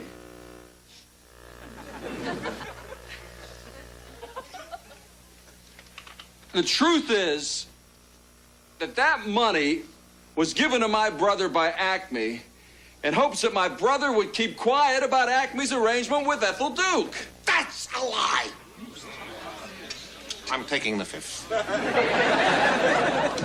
Mr. Commissioner, I'm sorry to interrupt, but Mr. Kensington is needed down the hall as a witness at the Duke murder trial. Well, we're not finished with Mr. Kensington here yet. Why don't you let him go, Commissioner? Over there, he'll be under oath. If he wants to stick to this story, it'll be at his brother's expense. Oh, wait, but hold on just a minute. What's the matter, Mr. Kensington? You were telling us the truth, weren't you? Well, sure.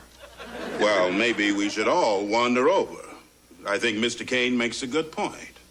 If you're willing to testify under oath to the same things that you've just told this commission, I'd be inclined to believe you. Yes. This hearing is adjourned until it reconvenes at the murder trial down the hall. Thanks, Roy.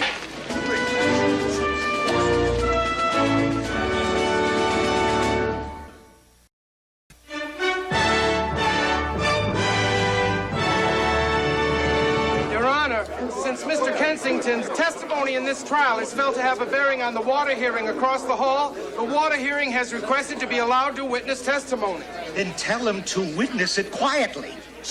Be seated. The state wishes to call Kane Kensington to the witness stand. Kensington, you can't leave, sir. The state wishes to call Kane Kensington to the witness stand. Remember your promise. Excuse me, please.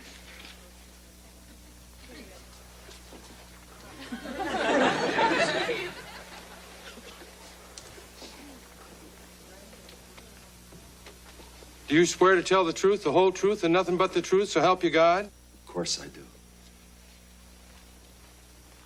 Mr. Kensington, your testimony is very important to this trial. Now, you stated in your deposition that you believed your brother to be environmentally insane, and that in a rage he conspired with Billy Joe Bob to kill Ethel Duke because he believed she poisoned the river near your ranch. He also claimed that in the hearing. Quiet. Now, I can understand your moral and emotional dilemma since it's your own brother on trial here today, but I must remind you, you are under oath and subject to perjury if you lie. The question then, Mr. Kensington, is simply this. Do you stand by your pre-trial testimony, thereby convicting your brother and apparently corroborating your other testimony, or do you now wish to take back that testimony and run the risk of convicting yourself?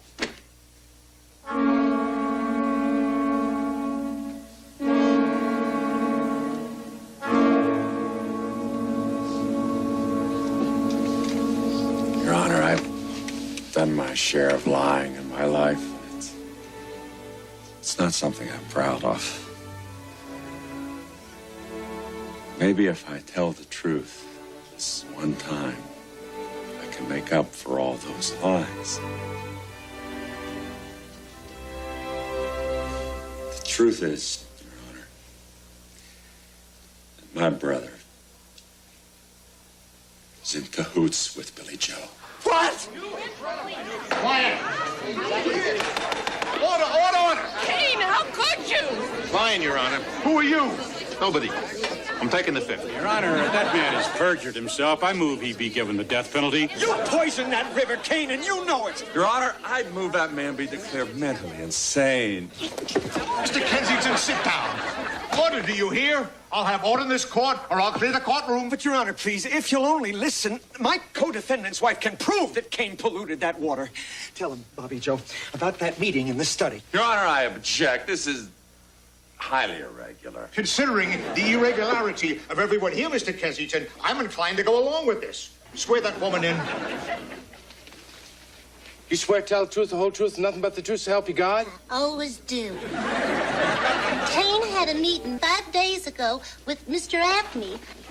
I don't know what they said, but I do know the very next day the river was polluted. That's circumstantial and coincidental, Your Honor. Order. I was there. I'll back her up. Now, here, I'm not taking the fifth. In fact, I'm taking a cab. Order, damn it! Now, one at a time. As I point to you, you will each tell me if you have anything to say that is relevant to this case. I have something relevant to say, Your Honor. Claim. I know who the murderer is. Who are you? I'm Yancey Kensington's illegitimate son. Yes? Quiet. Who's Yancey Kensington?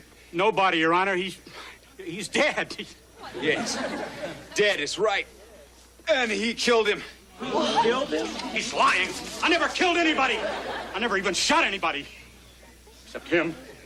And that was to protect her.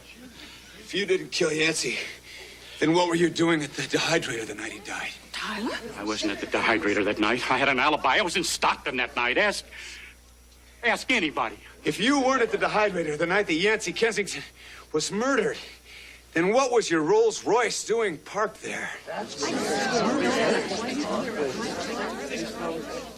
You drove my Rolls?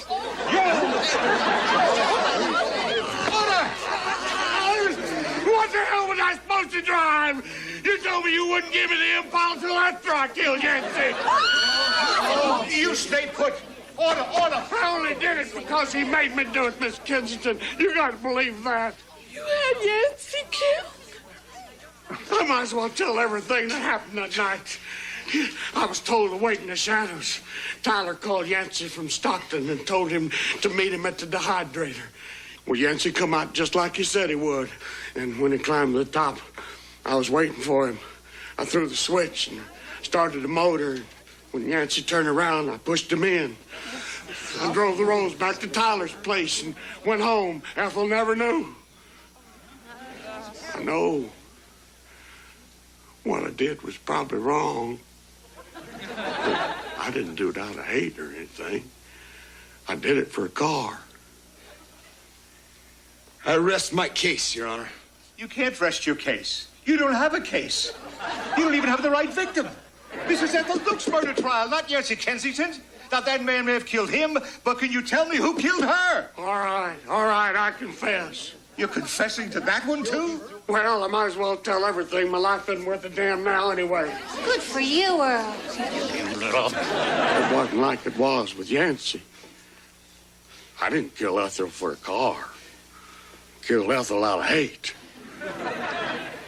Ethel never cared nothing about me. All she ever cared about was her damn clocks.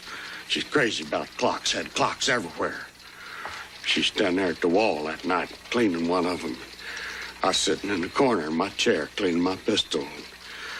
I hear her saying in that voice of hers, "Why don't you stop cleaning that stupid gun of yours? Come over here and clean my clock." Well, you could see the temptation, Your Honor.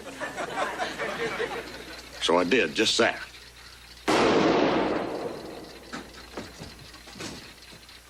Well, first I got a little panicky. It'd only been my second murder. All I could think of was to cover my tracks and get out of there.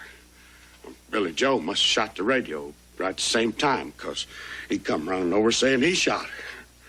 Well, I thought maybe my luck was changing for once, and I let him take the rap. I know what I did was probably wrong. I just couldn't help myself. I mean, I almost had it all. Freedom, land, water rights, a Chevy. Now all I got's lifetime and hard labor. DDDLP's got everything. You stay put, Mr. Kensington.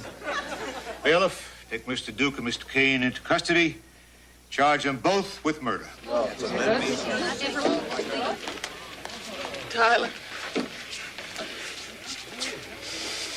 Yancey was your best friend. How could you? Surely. But I did. I did for love. How could you think I could ever love you after that? You mean you couldn't love me just because I killed your husband? Never. I feel like a complete fool. Come on.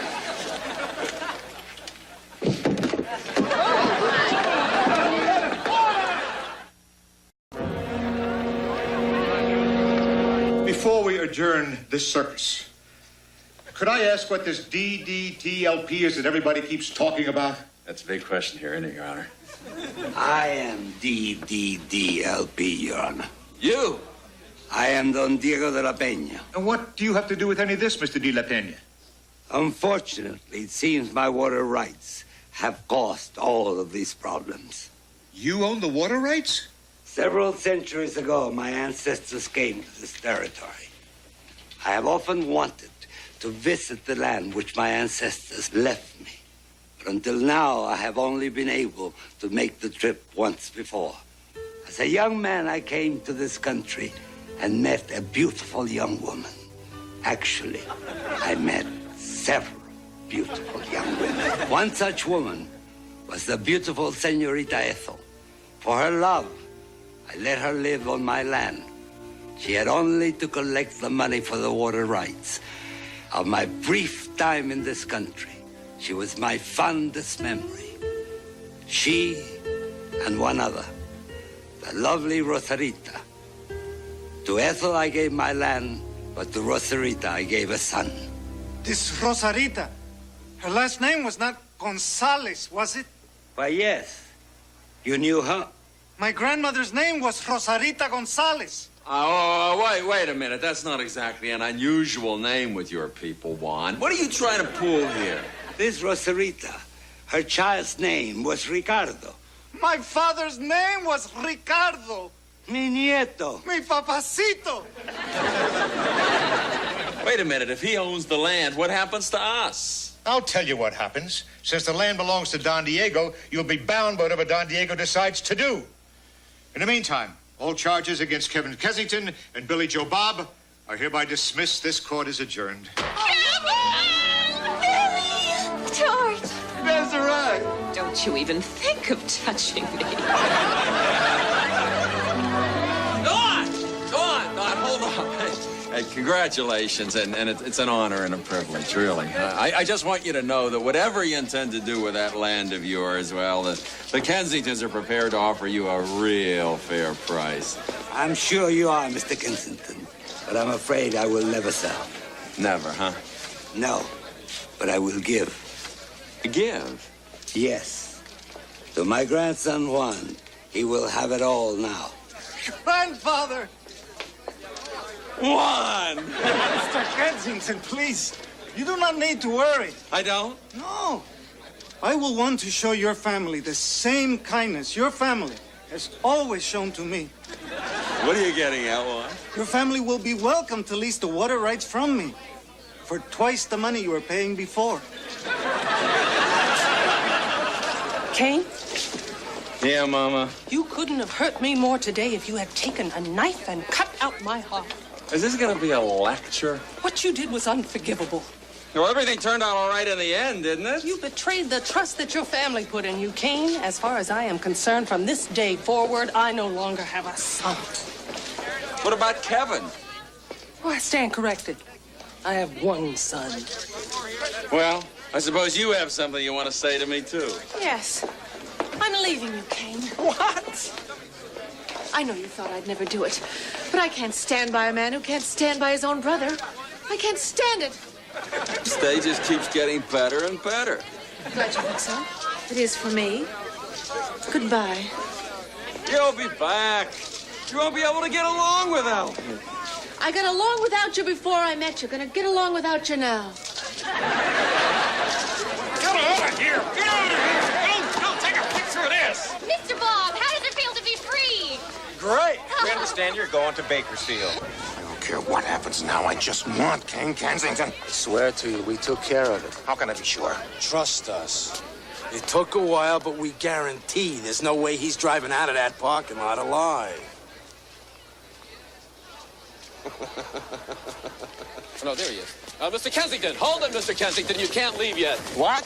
You perjured yourself in court. You're under arrest. Now, would you come with me, please? What do you mean? I wasn't even on trial. What about Acme? When do you arrest What's him? happening now? They're taking him away. Don't take him away. He's got to go to the parking lot.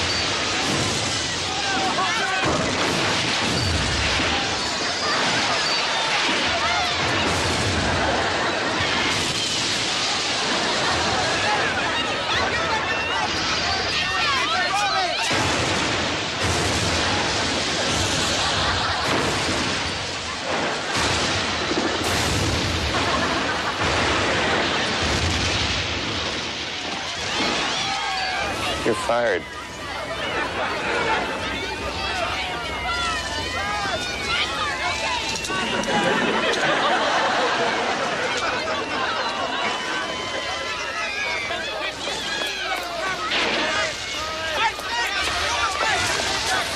Home, madam?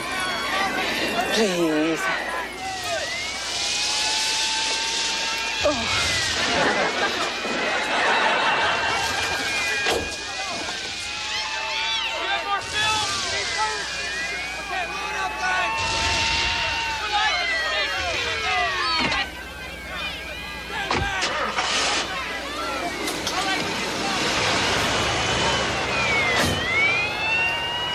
I've lost all the men I love, Charles. There's still one man who loves you, madam. Who has always loved you. Loved you from afar. Really, Charles? Where? Here, madam.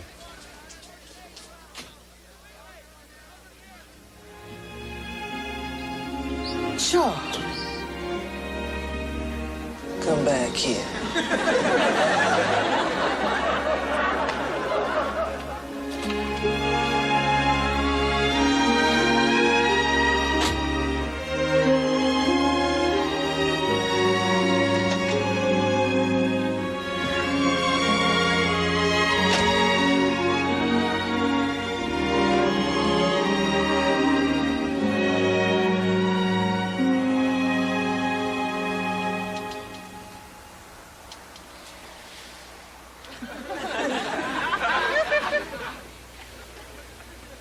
It's not gonna work, is it, Charles?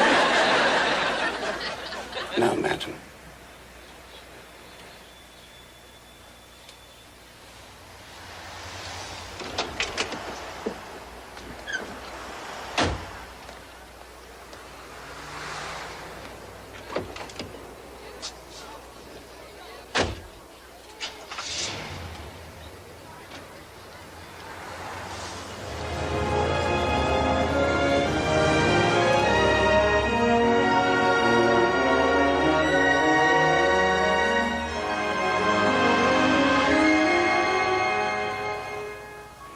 Charles, Yes, madam.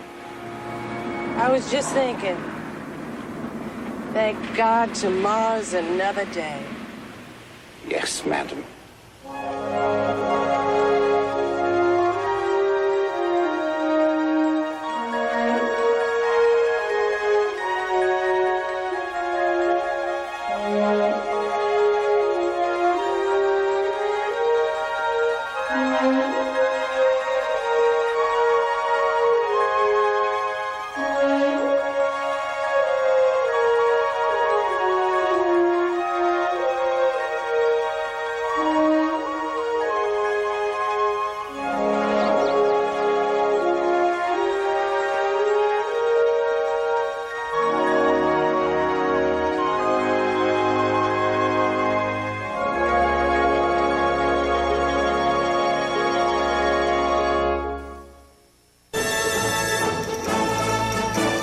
Hi, this is Pat Sajak. Join us tonight. Mariette Hartley will be here along with LeVar Burton from Star Trek The Next Generation, and in our Friday flashback, Angela Cartwright from Make Room for Daddy. When would-be priest Ted Danson, stripper Margot Kidder, and Burt Lancaster go looking for buried treasure, almost anything can happen, and does. Little Treasure, the CBS Friday movie, next.